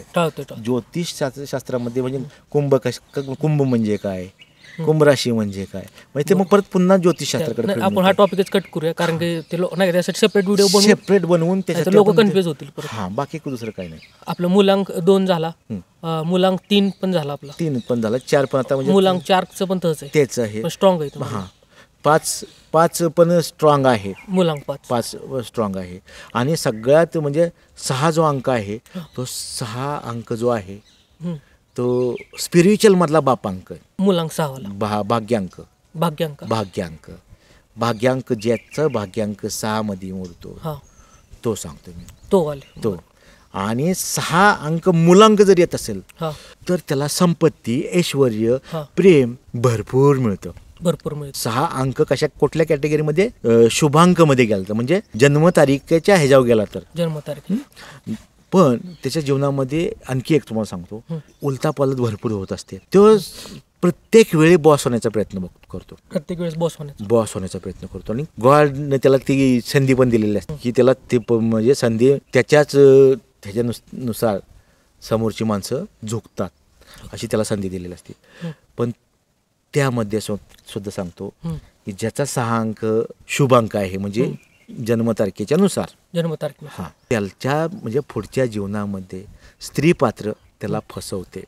मग मुलगी म्हणा मग स्त्री कुठली मग ते मुलगी म्हणजे तुम्हाला एक फक्त तुम्हाला मगाशी उदाहरण दिलं तसंच ज्योतिषशास्त्राप्रमाणे म्हणजे मुलगी कोणीही म्हणजे स्त्री रूपी कोणीही पण त्याला फसवू शकते. स्त्री रूपी कोणी फसवू मुलांक आहे. हां मग ती प्रेमामध्ये पैशासाठी कशासाठी पण समजून चला म्हणजे फसवणूक होते. पण ते म्हणजे अशा पद्धतीने स्त्री पात्राच्या पासून म्हणजे मग ती मुलीपासून पण होऊ शकते, आजीपासून पण होऊ शकते, इतर वाईज स्त्रियापासून सुद्धा होऊ शकते. हां म्हणजे आणि प्रेमाच्या मोहजाळामध्ये किती म्हणजे अशी म्हणजे स्त्री पात्र किंवा मुलगी त्यांना बहुपाशामध्ये ओढते आणि त्याला दगा देते. दगा देते, दगा देते विश्वास जिंकून ते. हो, जिंकून त्याला दगा देते. दगा देतेच देते म्हणजे थोडक्यात प्रेम करते आणि ब्रेकअप कर, हे त्याच्या जीवनामध्ये घडतंच घडतं. आणि लिहून घ्या, आत्ताच लिहून घ्या. त्याच्यावर पर्याय काय नाही. काय पर्याय काय नाही, लिहून घ्या ते 6 अंकाचं. सांग. 6 अंक मग तुमच्या मित्राला तेच आवर्जून सांगायचं. 6 अरे बाबा तुला असं असेल, तुला कोण ना कोणत्या जागा देणार. आणि तो लगेच अरे झाला की त्याचा ब्रेकअप. ते म्हणजे होणारच आहे ते, म्हणजे त्यांच्या जीवनात होऊन गेलेली जीवनात गोष्ट. हो घडलेल्या घटना. आणि पुढं पण होऊ शकतं, असं काही नाही. मी समजून पुढं पण होऊ शकतो. होऊ शकतं. मग ते म्हणजे घडतं, हां जीवनात ते घडत असतात. मग ते कधी घडतात ते सुद्धा आपल्याला सांगता येतं, म्हणजे भविष्य कथन ते करता येतं. टायमिंग हां, पण ते आता आपल्याला ते त्यावेळेला नाही जायचं. ह्याच्यामध्ये न सांगता आपण म्हणजे थोडक्यात आपण सांगतो किंवा त्यांनी थोडंसं त्यामध्ये काळजी घेतली पाहिजे. हां म्हणजे मुलींपासून बायकांपासून थोडंसं लांब राहिलं पाहिजे. आणि मुलींचा जर असेल 6 6 अंक त्यांना सुद्धा त्याच पद्धतीने उलटं त्यांना उलटं पडतं. म्हणजे ते सेमच. ते सेम असतं. पण हे जीवनामध्ये त्यांच्याकडं म्हणजे पाहण्याचा दृष्टिकोन किंवा त्यांचं एकतर लावण्य त्यांना भरपूर भेटतं. त्यांना नवीन कपडे, नवीन मौज मजा करण्यात किंवा रमणीय स्थळं पाहण्यात, ह्यांच्यामध्येच त्यांचं सगळं गेलेलं असतं, जीवन चालतं. म्हणजे अगदी तुम्ही एखादी मुलगी बघा ना, की मुलगी ती म्हणजे पर्यटन करत असते, फिरत असते. मग त्याच्या बॉयफ्रेंडबरोबर फिरून दे, घरांच्याच बरोबर फिरून दे, पण ते फिरत असते किंवा सहलीला जाऊन द्या. त्याचं ते शुभांक त्यांनी ते दिलेलं आहे. दिलाय तर त्यामध्ये फिरणं चालू असतं. तसंच 6 अंक भाग्यांक आपण धरू आता. शुभांक तसं भाग्यांक पण करूया 6 अंक. चाललं अशी सिरीज. हां, मग 6 अंक भाग्यांक जर बघितलं तर 6 अंक भाग्यांक हा एक स्पिरिच्युअल अंक म्हटला जातो. स्पिरिच्युअल अंक. भाग्यांक 6चे जे व्यक्ती आहेत त्यांनी ज्योतिषशास्त्र जिथं सांगितले, मी तुम्हाला जितके आध्यात्मिक शास्त्र जी काय आहेत ते त्यांचं नॉलेज त्यांना भरपूर प्रमाणात म्हणजे त्यांना गॉड गिफ्टच मिळालेलं असतं.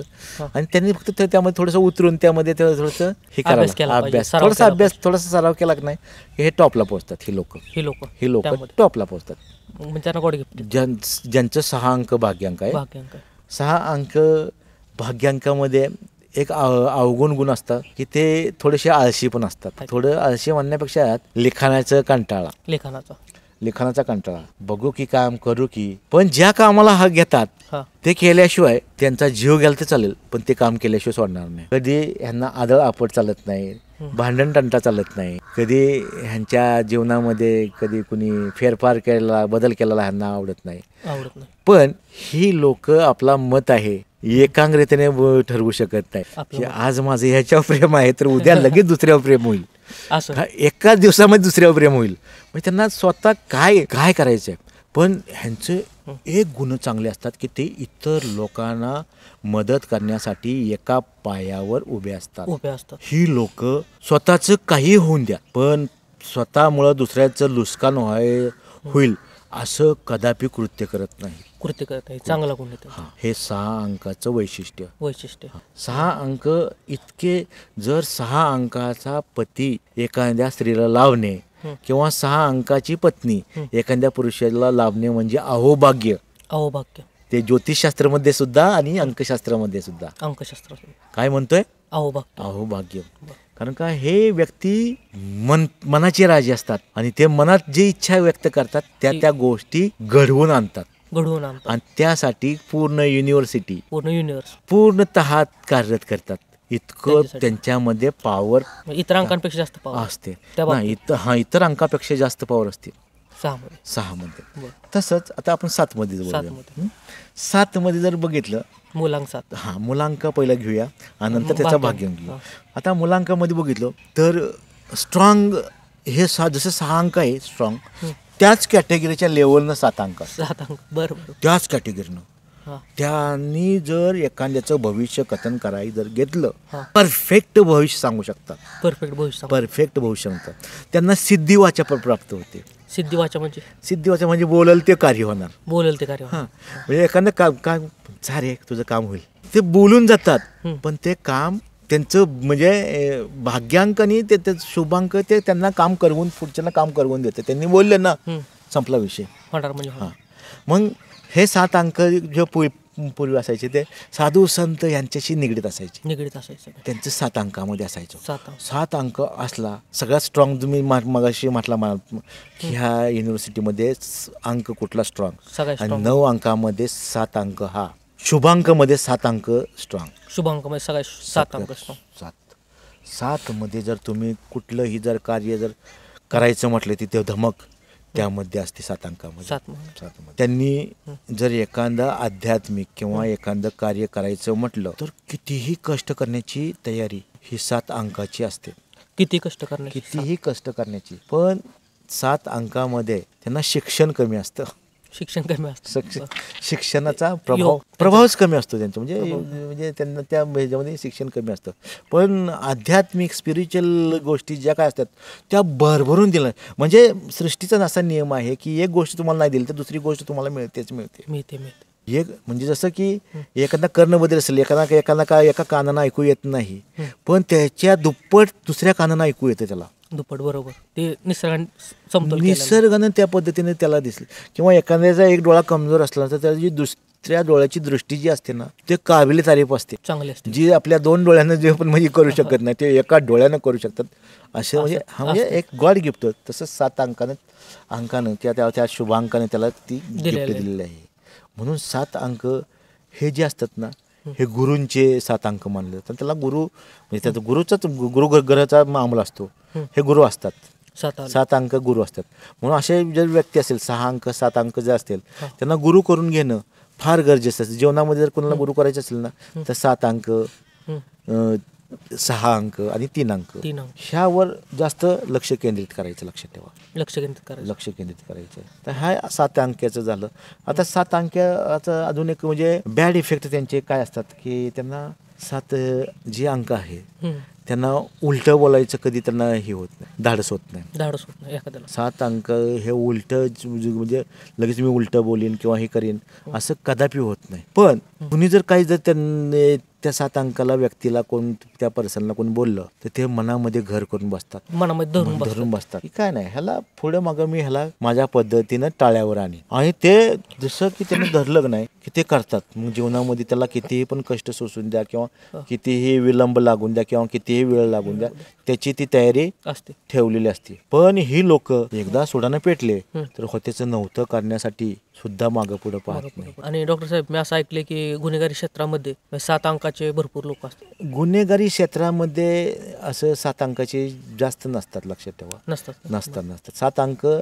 तुम्हाला सांगतो काय की गुन्हेगारी म्हणण्यापेक्षा तुम्ही म्हटला ना की जे नागा साधू असतात म्हणजे जे नग्न साधू होता प्रयागराजला हे कुंभमेळा आहे त्या कुंभमेळामध्ये जे असतात उग्र स्वरूपाचे साधू असतात. म्हणजे ते साधवांचे जे आहे हे कॅटेगरी असते. हे 7 अंक जे असतात मग त्यांना स्पिरिच्युअल गोष्टी जास्त प्रमाणात अवगत झालेल्या असतात. त्यामुळे त्यांच्यामध्ये चिडचिडपणा निर्माण होतो. क्रोधीपणा निर्माण होतो. म्हणजे कोणी जर काय केलं तर खपवून घेत नाही लवकर. म्हणजे ते ॲग्रेशन दाखवतात. पण असं काय गुन्हेगारी म्हणता येत नाही. मग तेच सांगितलं ना की ते स्वतःच्या मनामध्ये ठेवतात. त्यांना उलटा पालट कधी करायचे ते ठेवतात पण त्याच्यावरचा राग कमी म्हणजे ते बोलून दाखवणार नाही की माझा तुझ्यावर राग आहे असं कदापि ते दाखवणार नाही. पण ते राग कधी काढायचा आणि कुठनं काढायचं आहे परिपूर्ण त्याची संधी शोधत असतात. आणि ती संधी जोपर्यंत ही करत नाही तो पण त्याच्यावर डोळा ठेवलेला असतात. असा हा 7 अंकाचं म्हणजे दुर्गुण पण आहे. त्या दुर्गुण पण आहे. बरोबर. भाग्यांक पण भाग्यांक सुद्धा त्याच पद्धतीनं.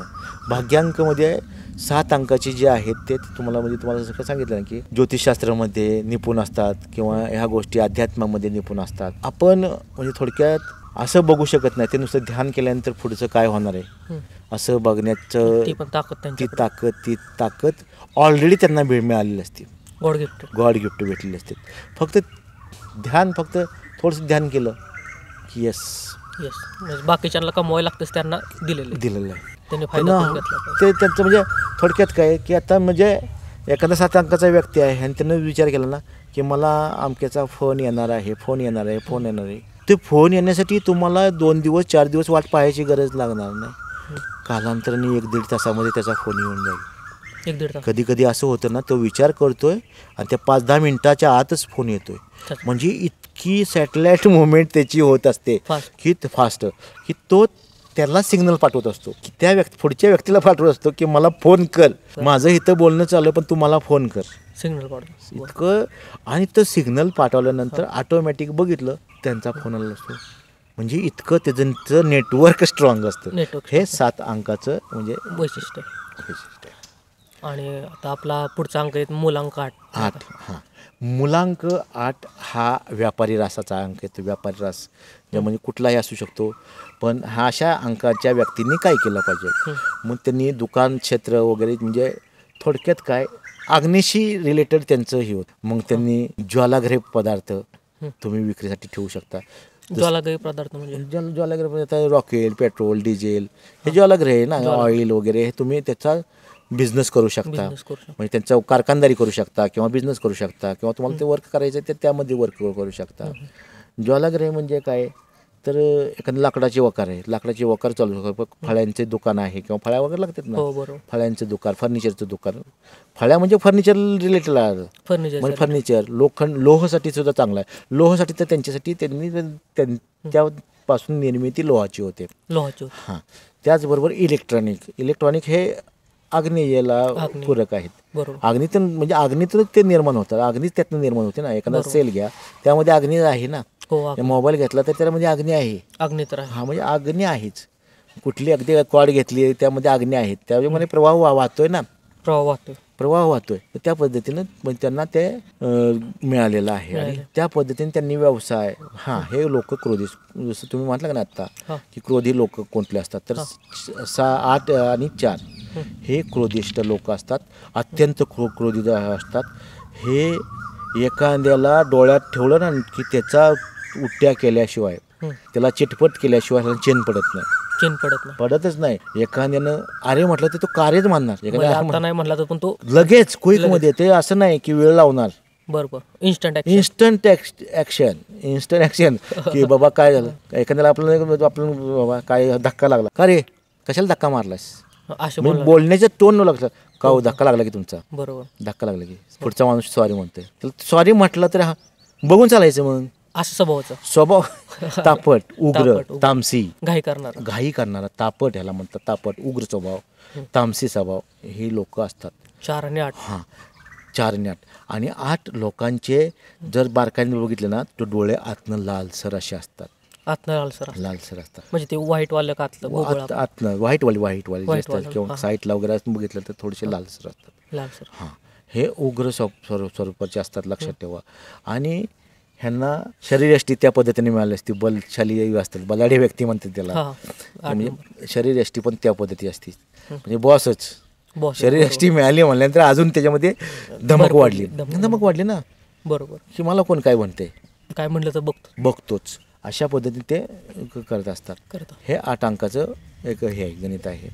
आणि सेम म्हणजे असं काही हरकत नाही. त्या पद्धतीने भाग्यांक पण त्या पद्धतीनं असतं की बाबा त्यांनी व्यवसाय करताना ह्या पद्धतीनं करायचे. त्यांनी जर निवडलं 8, 4 ह्या संख्येनं त्यानं हे करायचं आहे. 8 आणि 4 ह्या संख्येनं तुमचं त्यांनी गेलं, 8 संख्येनं गेलं तर अजून त्यामध्ये म्हणजे त्याची निर्मिती होऊ शकते. जसं की पोल आहेत, लोखंडचे कारखाने आहेत, मोठमोठे कारखाने म्हणा, किंवा अगदी हार्डवेअरमध्ये लोखंड जास्त असतं हार्डवेअर. म्हणजे ह्या गोष्टी तुम्ही करू शकता. ते व्यापारी असाले व्यापार कोणताही करू शकतो. स्पेशल ह्या गोष्टींमध्ये चांगले करू शकतो. चांगले त्यामध्ये म्हणजे प्रावीण्य निर्माण करायचे असेल ते ह्या मी गोष्टी सांगतोय.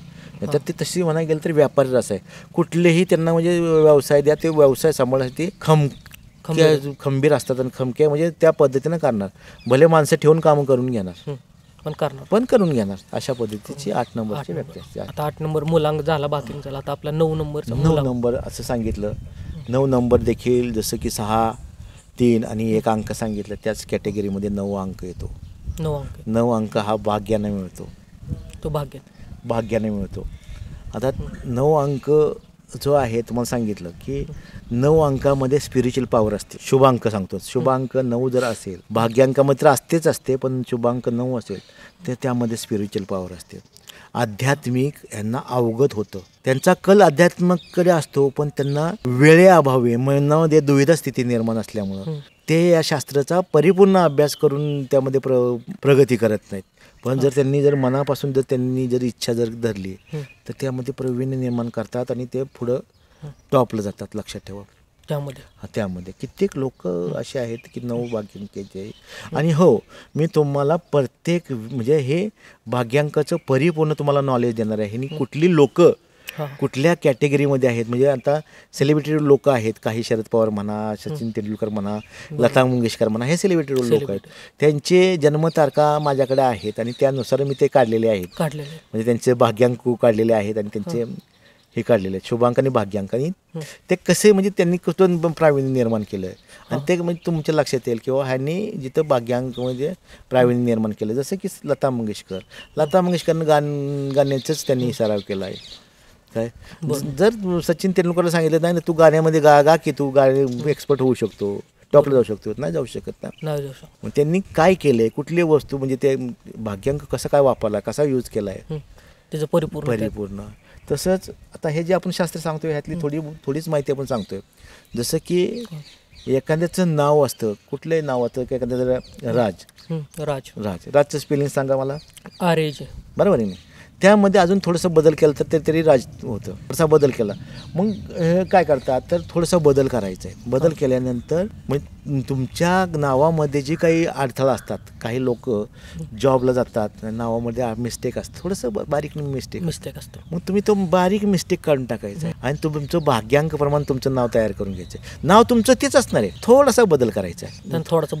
थोडासा जिथं ए लावतो तिथे ए लावायचं नाही, तिथं काहीतरी थोडंसं म्हणजे आपल्याला भाग्याला सुटेबल होईल तेव्हा थोडंसं तसं करायचं आहे. नाव तसं करून घ्यायचं. जसं की माझं नाव दीपक आहे, दीला पहिली विलांटी पण लावू शकतो आणि दुसरी विलांटी पण लावू शकतो. जसं की डी आपलं इंग्लिशमध्ये घेतलं तर आय पण लावू शकतो आणि डबल ई पण लावू शकतो. बरोबर आहे. बरोबर. डी डबल ई पण तोच निघतो. अर्थ जर अंकशास्त्रामध्ये काढला तर तोच निघतोय आणि डी डबल ई लावलं तरी तोच निघतो. पण हिंदीमध्ये जर डी काढलं तर डी आय जर काढलं तर पहिली विलांटी येते आणि डी डबल ई काढलं तर दुसरी विलांटी येते. मराठीमध्ये जर काढलं डी काढला तर मराठीमध्ये सुद्धा तीच येते, लक्षात ठेवा. बरोबर. म्हणजे म्हणण्याचा उद्देश काय, मग तो उच्चार वेगळा झाला. बरोबर. मग तसेच आता हे सेलिब्रिटी म्हणा किंवा चित्रपट असायचे, त्या चित्रपटामध्ये बघा कितीतरी पिक्चर असे आज, जसं की अनाडी म्हणा, अनारी केली बघा, अनारी. बरोबर.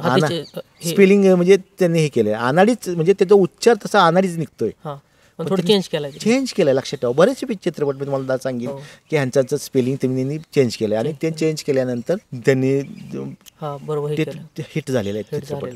असे कित्येक सेलिब्रिटी आहेत त्यांनी म्हणजे चित्रपटातलेच आहेत की जे तुम्ही त्यांना ओळखताय, त्यांची नावं पहिले चित्रपट बघितलं की त्यांची नावं हे आहेत आणि तेच नावांमध्ये स्पेलिंगमध्ये चेंज केलेले आणि त्यांचं ते लाईफ चेंज झालेले आहेत. हे चेंजेस का केले आहेत, त्या रिझन आहेत, लक्षात ठेवा. आणि हे रिझन मी परिपूर्ण तुम्हाला माझ्या त्या व्हिडिओमध्ये परिपूर्ण मी तुम्हाला सांगतो आणि ते तुमच्या चॅनलला तुम्ही हे करा, असं काही नाही. आणि डॉक्टर साहेब म्हणजे आपला भाग्यांक 9 राहिला होता, तर भाग्यांक तेच सांगितलं ना की भाग्यांक राहिला नाही का, शुभांक सांगितलं पण भाग्यांक आता सांगायचं राहिलं. तर भाग्यांक जसं सांगितलं की जसं 6चं आहे, 7चं आहे, 1चं आहे, तसं भाग्यांकचं पण वेगळं महत्त्व आहे. 9 भाग्यांक ज्यामध्ये येतो टॉपलाच असतो, त्याच्या जीवनामध्ये कदापि पैसा कमी पडत नाही, कदापि पैसा पडत नाही. अनेक मार्गाने त्याच्याजवळ पैसा येतो, अनेक मार्गाने त्याच्याजवळ पैसा येतो. ही लोक कायमस्वरूपी आनंदी उत्साही असतात, आनंदी उत्साही असतात. ह्या लोकांमध्ये क्वचितच म्हणजे जो प्रभाव असतो म्हणजे सनीची साडेसाती म्हणतो, तर हा विषय परत फिरून ज्योतिषशास्त्रामध्ये निघतो. मग तो थोडासा प्रभाव थोडासा तिकडे जातो, पण ते अंकशास्त्रानुसार सुद्धा म्हणजे तुम्हाला सांगतो की तिथं त्यांना थोडंसं थांबायला लागतं. त्या पिरियडला थांबायला लागतं. पण थांबलं तर त्यांचं पुढं चांगलं होतं. जर थांबलं नाही तर ते आणखी नुकसान करून घेतात. जसं की एखादा प्लेअर असतो, क्रिकेट प्लेअर असतो, तो बघा एखादा 4 किंवा 6 मारायचं तर तो संधी बघत असतो, कुठल्या बॉलवर संधी चांगली भेटेल. बरोबर. त्यासाठी 1-2 बॉल वाया पण घालवतो.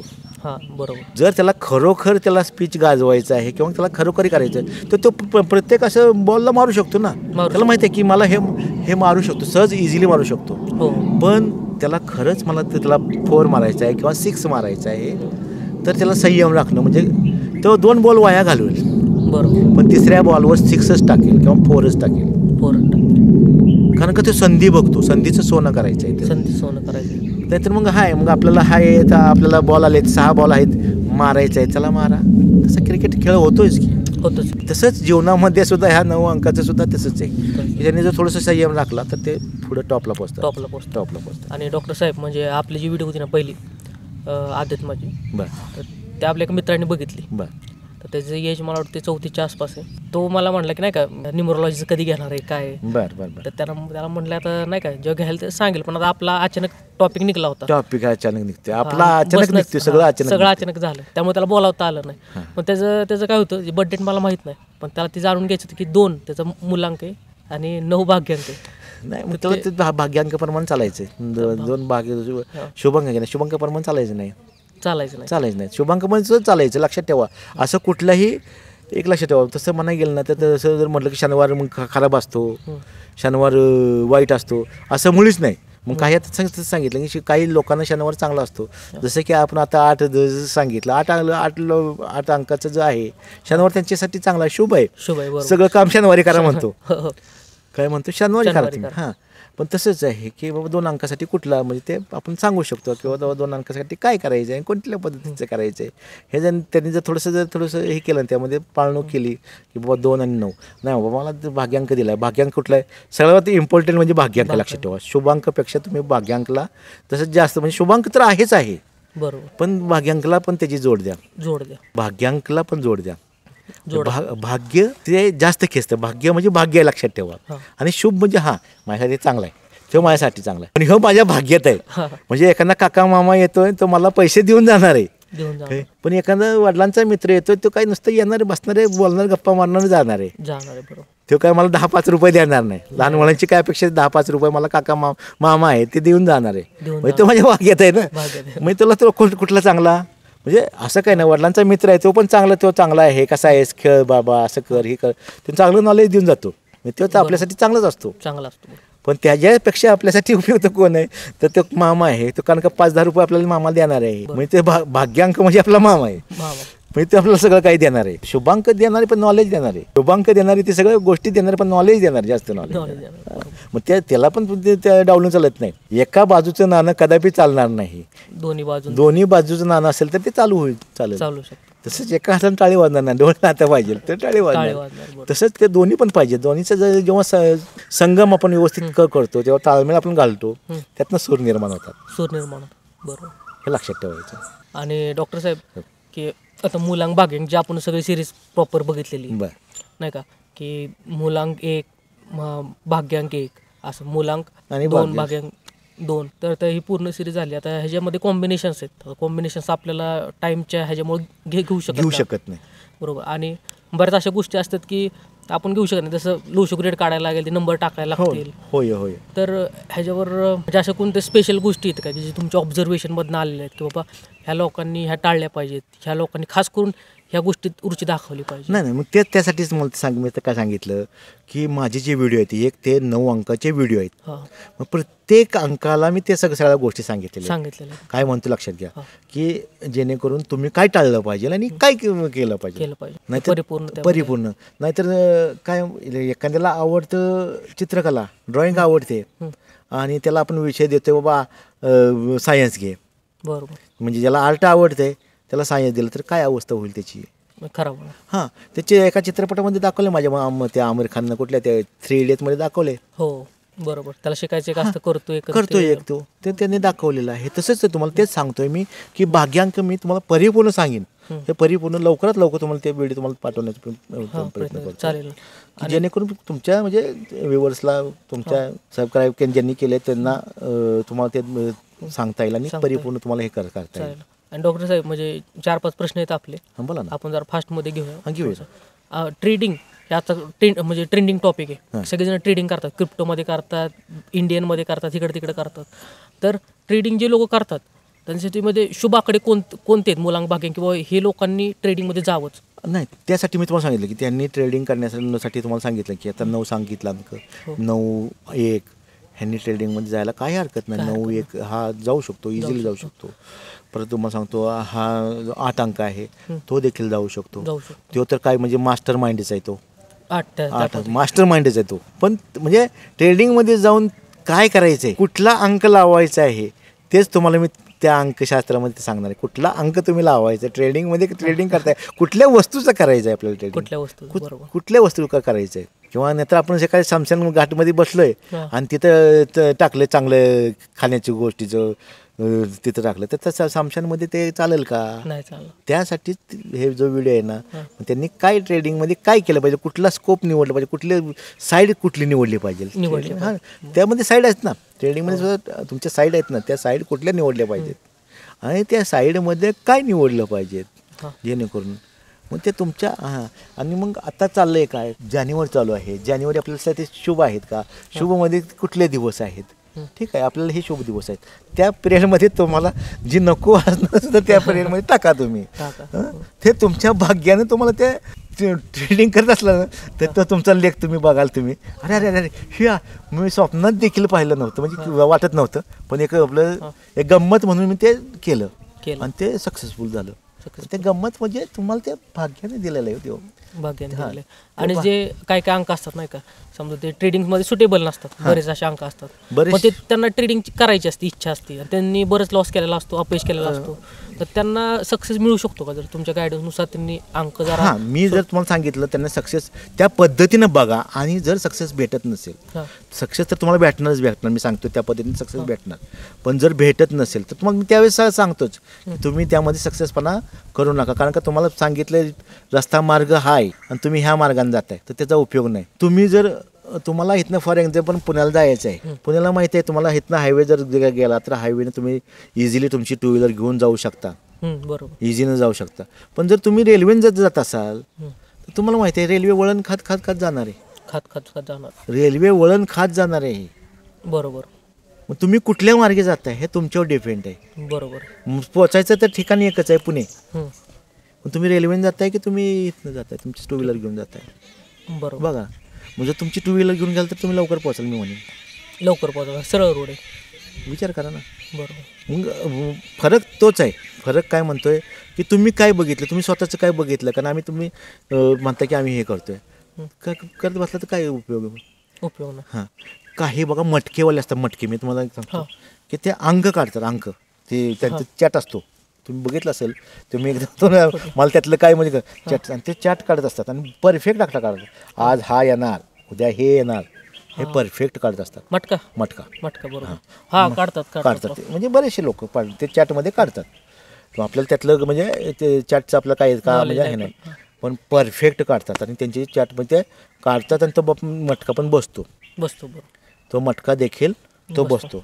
पण ॲक्च्युली जर तुम्ही काही मटका खेळणारे लोक आहेत ना तो एखादा अंक धरून ठेवतात म्हणजे अंक धरून ठेवायचा म्हणजे कुठला आता बाबा समजा 15 अंक आहे 15 अंक लावायचा आज पण 15 अंकावर लावायचं आहे उद्या पण 15 अंकावर लावायचं 16 अंकावर 15च अंकावर जास्त करून पैसे लावायचे तुम्हाला असे लावून जातात. मग तो म्हणतात आज किती लावलेत 5 रुपये उद्या 10 रुपये परवा 15 रुपये परवा 20 रुपये याचा एकाच अंकावर कारण का तुमचे अंकाचे ते हे झालेले असते तिथे पैसे गेलेले असतात ना तुमचे 8 दिवस जर गेले तर 5-5 रुपये वाढले तर तुमचे जवळजवळ 200-250 रुपये तुमचे गेलेले असतात.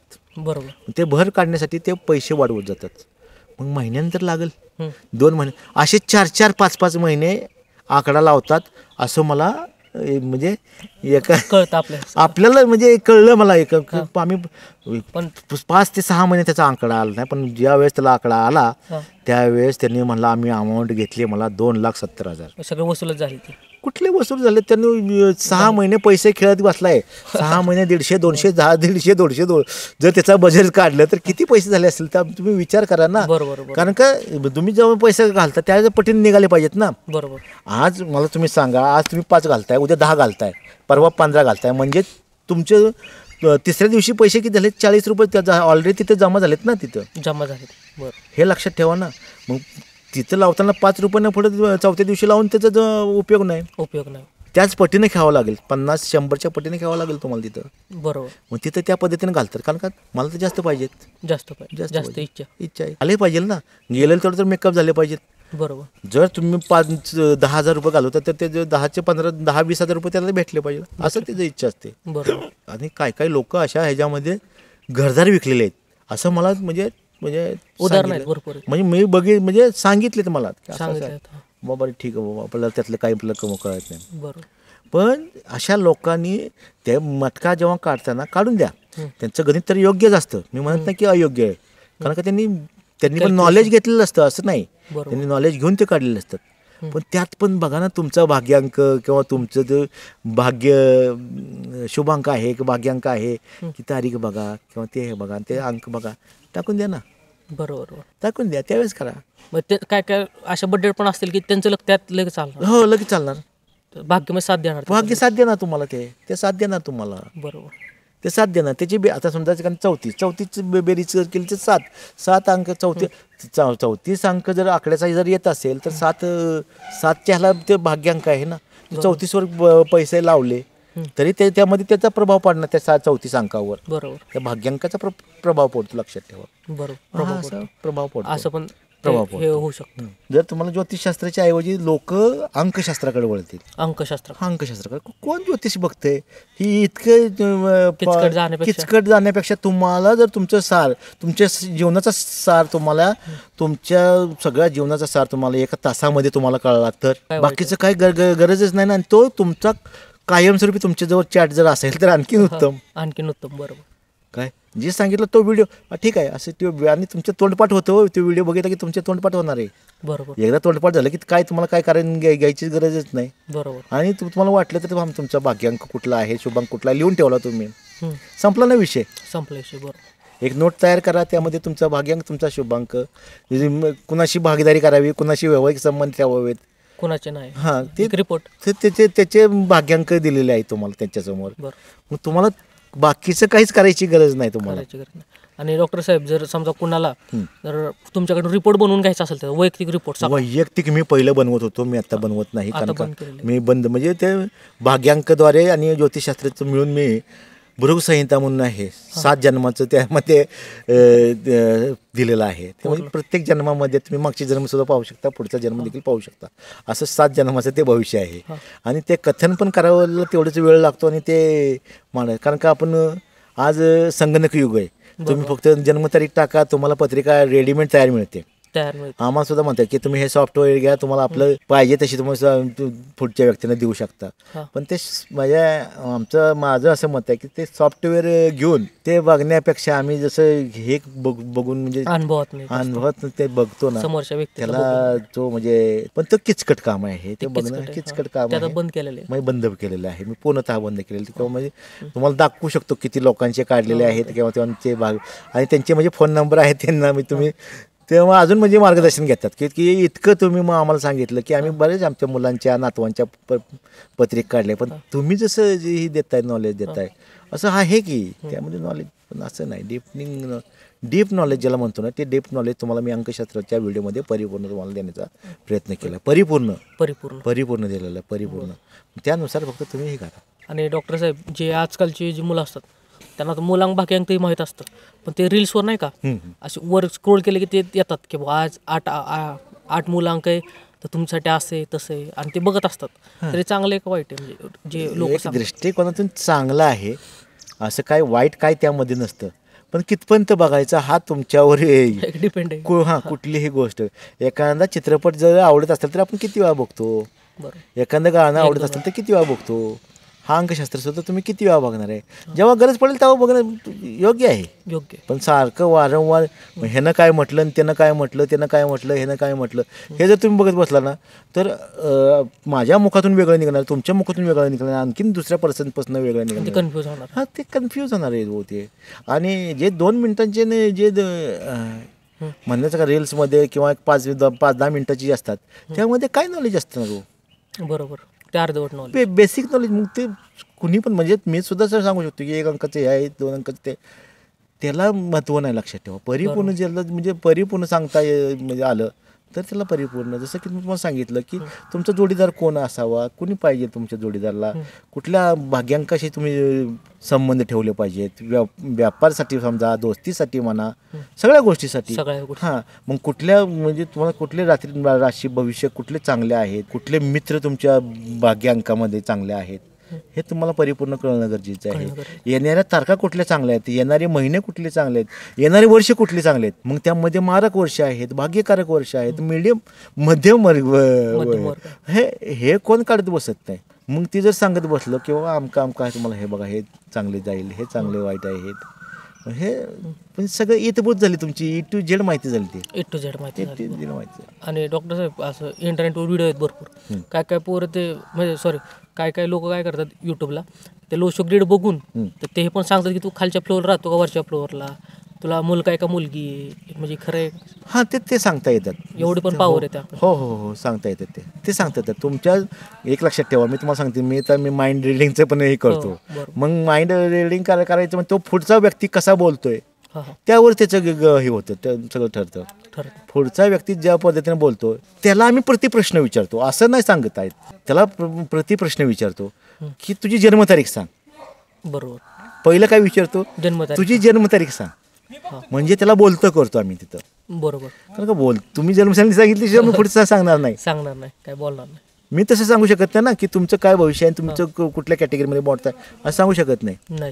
पहिले जन्मतारीख घेणं महत्त्वाचं. मग जन्मतारीख घेतो. मग जन्मतारीख भेटली म्हणजे माझ्याकडे तुमचा बायोडेटा आला ना, सगळा डाटा आला. बरं. मी तुम्हाला काय म्हटलं की तुम्ही कुठल्या मग तुमचे अशाशी मित्र आहेत का की ज्याचा भाग्यांक हे आहेत किंवा शुभांक आहेत, तुम्ही होच म्हणणार. हो बरोबर. असा मित्र आहे, तसा मित्र आहे, बघू त्याची जन्मतारीख मला सांगतो, विचार करतो किंवा त्यांना फोन करतो, विचारतो आणि सांगतो. तुम्ही बघितलं की ते हेच मी सांगतो ना तुम्हाला. बरोबर. त्या मागची हां म्हणजे आणि परत वर्ण मी का म्हणणार तुमचं मी माइंड रिडिंग करतोय. मी तुमचं माइंड रिडिंग केलं, तुमच्या मेंदूमध्ये ते आहेत मित्राविषयी अमके मित्र आहेत का. हां मग त्यांची ग्रास कुंभमध्ये होते का, येणार. साहजिकच आहे. कॅल्क्युलेशन त्यामागे कॅल्क्युलेशनच आहे, त्यामागे आहे ते कॅल्क्युलेशन. पण त्यामध्ये काय सांगितलं जातं की मग माइंड रिडिंग करतोय. मी तुमचं माइंड रिडिंग करतोय. आणि माइंड रिडिंग करतोय म्हटलं की मग त्यांनी माइंड रिडिंग केलं. मग मेंदूमध्ये काय चाललंय हे बघितलं. बरोबर. पण मेंदूमध्ये काहीच बघू शकत नाही, काहीच बघू शकत नाही. जो एक लक्षात ठेवा, मी पण एका सामान्य पद्धतीनं अगदी माझ्या मेंदूमध्ये काय चाललंय का माझ्या विचारामध्ये काय चाललंय, माझे विचार मी ह्या डायरीमध्ये लिहून ठेवतो. आणि एखादा कुठलाही अगदी तज्ज्ञ येऊन द्या माइंड रिडिंग करणारा, सांग माझ्या मनामध्ये काय चाललंय. तर तो मला प्रश्न पहिला विचारतो. तेव्हा असं कदापिच करणार की तुम्ही काय लिहून ठेवलंय. बरोबर. आल्या सांगा सुरुवात कर. एक लक्षात ठेवा, कॉम्प्युटरला जोपर्यंत तुम्ही एखादा कुठलाही प्रश्नाचं उत्तर पाहिजे असेल तर त्याला क्वेश्चन पहिले टाकताय. क्वेश्चन टाकल्याशिवाय उत्तर तुम्हाला भेटतच नाही. हो बरोबर. उत्तर नाही भेटत. कॉम्प्युटर तसंच सांगणार नाही की हे उत्तर आहे. त्याला पहिले घ्यायलाच तुम्ही दिलेलं आहे. हो जसं तुम्ही गुगलला काय कुठलं नुसतं नाही. आता मी जाणार आहे काय, मॅपला सांगितलं मी जाणार आहे, ते म्हणतं कुठे जाणार आहे, नाही कुठे चाललाय तुम्ही. तुमच्या सोबत आहे, मी तुमच्या सोबत आहे. पण जोपर्यंत मला इथनं सातारला जायचं आहे, मला इथनं पुण्याला जायचं, मॅपला सांगता ना तुम्ही मला पुणे, मग ते विविध मार्ग दाखवेल तुम्हाला. मग इथनं गेला तरी पुण्याला जाणार आहात, लोणंद मार्गे गेला तरी पुण्याला जाणार आहात, साताराला फिरून गेला तरी पुण्याला जाणार आहात. हे मार्ग सांगतं. आणि मग तुम्ही कुठनं जाणार आहात तुम्ही ठरवता ना की मला नाही ना, मला अमक्या मार्गे लोणंद मार्गे जायचे, मला पुण्याला जायचे. बरोबर. मग तुम्ही लोणंदला चालला हे मला माहिती पडलं. त्या पद्धतीने अरे लोणंदला जाताना एवढे स्टेशन लागतात, कारण का माझे ते पाठ आहेत ना, माझा रोजचा प्रवास आहे तो. मग तुम्ही लोणंदवरनं जाणार ना, मग तुम्हाला हे होणार आहे, तसं होणार आहे, पुढे हे होणार आहे, पुढे थांबा कुठं आहे, म्हणजे हे आणि ते थांबा घ्यावाच लागतो. काय म्हणतो लक्षात घ्या. आणि ह्या पद्धतीने जेव्हा जर करतात तेव्हा म्हणतात माइंड रिडिंग केलं, मला सांगितलं. बरोबर. माइंड रिडिंग केलं, पण ह्याच्या अगोदर प्रोसेस झालेली असते. लक्षात ठेवा. किंवा आता म्हणजे एक बाबा महाराज होते, ते मनातील विचार ओळखायचे आणि माइंड रिडिंग म्हणजे एक लक्षात ठेवा. पण ते बाबा महाराज सुद्धा म्हणजे ते बाबा जी लोक आहेत ते चांगले आहेत, ते लक्षात ठेवा, वाईट नाही. पण माइंड रिडिंग करताना देखील त्यांना अगोदर प्रश्न केलेले असतात. जेव्हा तुम्ही दरबारला एखाद्या जाता तेव्हा तुमचं नाव घेतलेलं असतं ना, तुम्ही विदाऊट नावानं जाता का? तुम्ही विदाऊट नावानं जाणं विचारा मग माझं नाव काय आहे, नाही सांगू शकत. आणि आधार कार्ड घेऊन जावा, हे माझं नाव आहे म्हणून त्यांना डाटा दिला. पण डाटा देताय त्यांना सगळं हातात देताय सगळं तुम्ही. हो बरोबर. जसं की आता तुम्ही मला सांगितलं की माझी जन्मतारीख आहे 18/12/1996. तुम्ही तुमचा डाटा ऑलरेडी जन्मल्यापासून आता मृत्यूपर्यंत माझ्यापाशी डाटा दिलेला आहे. जसं की डाटा आपण म्हणतो ना गुगलला सेव्ह दिलाय तुम्ही, गुगलला गुगलला सेव्ह आहे हो आपला डाटा. बरं. तसाच म्हणजे आपल्यापासून जे काही घेतलेलं आहे तो डाटा तिथं सेव्ह आहे. सेव्ह. मग ते कितपण ठेवायचं आहे. मग तुम्ही आता कुठल्या एजमध्ये आहात त्या एज प्रमाणे तुम्हाला काय द्यायचं आहे हां. ते गुगल ठरवतं. गुगल ठरवतं बरोबर, कोणती ॲड दाखवायची, Ad कोणती व्हिडिओ कुठली? दाखवायची. ते एज प्रमाणे ठरवतं. लक्षात ठेवा तुमची एज आहे तुमची म्हणजे कुठं तुमचा उत्साह कुठं आहे, कुठल्या गोष्टी तुम्ही सर्च करताय. तुमचं आता थोडंसं बोलला किंवा तुम्ही अध्यात्मिकचं तर तुमची आवड कुठं आहे तुम्ही मला सगळं देताय. बरोबर, बजेटनुसार. हां त्यानुसार मी बोलतोय. लक्षात घ्या काय म्हणतोय त्यानुसार मी बोलतोय. मला वैयक्तिक म्हणलं की नाही हे मनुष्य आहे त्यांचं भविष्य सांगावं. जास्तीत जास्त फेस रिडिंग करून मी थोडंसं सांगू शकेन. ते पण म्हणजे अनुभव आहे त्यामुळं ते मी सांगू शकेन. पण परिपूर्ण आता जसं सांगितलं की तुम्हाला हे चांगलं आहे ते चांगलं आहे, हा अंक चांगला आहे, हे तुमच्यासाठी उपयुक्त आहे, हा दोस्त चांगला आहे, हे सांगू शकणार नाही. बरोबर. फेस रिडिंगनं सुद्धा बघता येतं पण ते नॉर्मल हो. नॉर्मल तुम्ही जीवनात काय करणार आहात काय नाही एवढं फेस रिडिंगनं करता येतं. करता येत. हां तुमचे डोळे काय म्हणतात, नाक काय म्हणतं, ओठ काय म्हणतात, गाल काय म्हणतात, कान काय म्हणतात, हनवटी काय म्हणते, हे सगळं तुमचं म्हणजे त्यामध्ये लपलेलं आहे. लपलेलं आहे. भविष्यच लपलेलं आहे, लक्षात ठेवा. सगळं विज्ञान. हां त्यासाठी मग तुम्हाला सांगतो चेहरे सांगतात भविष्य असे पूर्वी पुस्तक यायचं ते पुस्तक तुम्ही वाचा. त्यामध्ये नॉलेज सगळं मिळून जाऊ शकतं. चेहऱ्यावरून तुम्ही नॉलेज एखाद्याचं गेज करू शकता. हे चेहरा असा आहे, तेव्हा मनुष्य कपटी आहे की सात्विक आहे सात्विक आहे. बरोबर. हे सांगू शकता. त्याची लाईफ चांगली आहे का वाईट आहे हे सांगू शकता. कारण का तुम्हाला चेहरे वाचायला आले की संपला ना विषय. बरोबर बरोबर ते आहे. आणि हा नॉलेज एखाद्या बुवा बाबाला तो परिपूर्ण असतो कारण का त्याचं नॉलेज बाकीच्या ह्याच्यामध्ये नसतं. कारण का त्याचे येणारे फेस असते आणि त्या फेसवरच त्यांचं लक्ष म्हणजे लक्ष जे असतं ते त्यांच्या फेसवरच असते. बरोबर. जसं तुम्हाला सांगितलं की शक्ती निर्माण कशी होते तर गॉड गिफ्ट मिळते. मग त्या महाराजांना ते शक्तीच निर्माण होते की बाबा फेस मग तो बोलतो ते सिद्धिवाचे होते. ते फेसच बघितलेलं असतो ना त्यांना अगोदर. बरोबर बरोबर. त्या फेसनुसार तो बोलत असतो चेहऱ्यानुसार. हां आणि तो फेसनुसार बोलल्यामुळे तो त्याची सिद्धी आणि त्याच्या वाचा म्हणजे तो बोलत असतो ते खरं होतं. खरं म्हणजे तुम्ही एक त्याला सिद्धी वाचा सुद्धा म्हणू शकता हां काय आणि तुम्ही एक माइंड रिडिंग पण म्हणू शकता. दोन्ही तुम्ही त्याला म्हणू शकता. म्हणू शकतो. बरोबर. पण वास्तविक पद्धतीने फेस बघितलाय चेहरा बघितलाय आणि माइंड रिडिंग करताय. Mind reading. बरं. माइंड रिडिंग कसं करता चेहऱ्यामुळे तुम्ही त्याचं माइंड रिडिंग करता ना. त्याशिवाय त्याच्याशिवाय नाही. त्यांनी जर मग त्यांनी सांगितलं की माझं हे नाव आहे तर आणखी ते त्यामध्ये दुधात साखर पडल्यासारखं होतं ना. बरोबर की ह्याला रिलेटिव्ह आहे लक्षात ठेवा. हां प्रत्येक गोष्ट एकाला एक रिलेटिव्ह असते. रिलेटिव्ह. बरोबर. अशा पद्धतीचं आणि अशा प्रकारे आपला पॉडकास्ट झालेला आहे. आणि काय काय गोष्टी जर तुम्हाला अजून जाणून घ्यायच्या असतील नाही का टॉपिक जाणून घ्यायचे असतील बरेच असे टॉपिक आमचे निघतात त्याच्यावर आम्हाला टाईम नसल्यामुळे सविस्तर बोलता येत नाही. तर ते तुम्ही कमेंट बॉक्समध्ये टाका नाही का जेणेकरून आम्हाला पण समजेल बाबा तुम्हाला ह्या टॉपिकवर जाणून घ्यायची इच्छा आहे पुढे जायची इच्छा आहे. तर अशा प्रकारे हा पॉडकास्ट झालेला आहे. कसा वाटला तो पण सांगायचा आहे. आणि आता आपण एंड करतोय ह्या पॉडकास्टचा. पूर्ण बघितल्याबद्दल धन्यवाद. आणि गाडगे साहेबांचं आपल्या पॉडकास्टमध्ये आल्याबद्दल पण खूप धन्यवाद.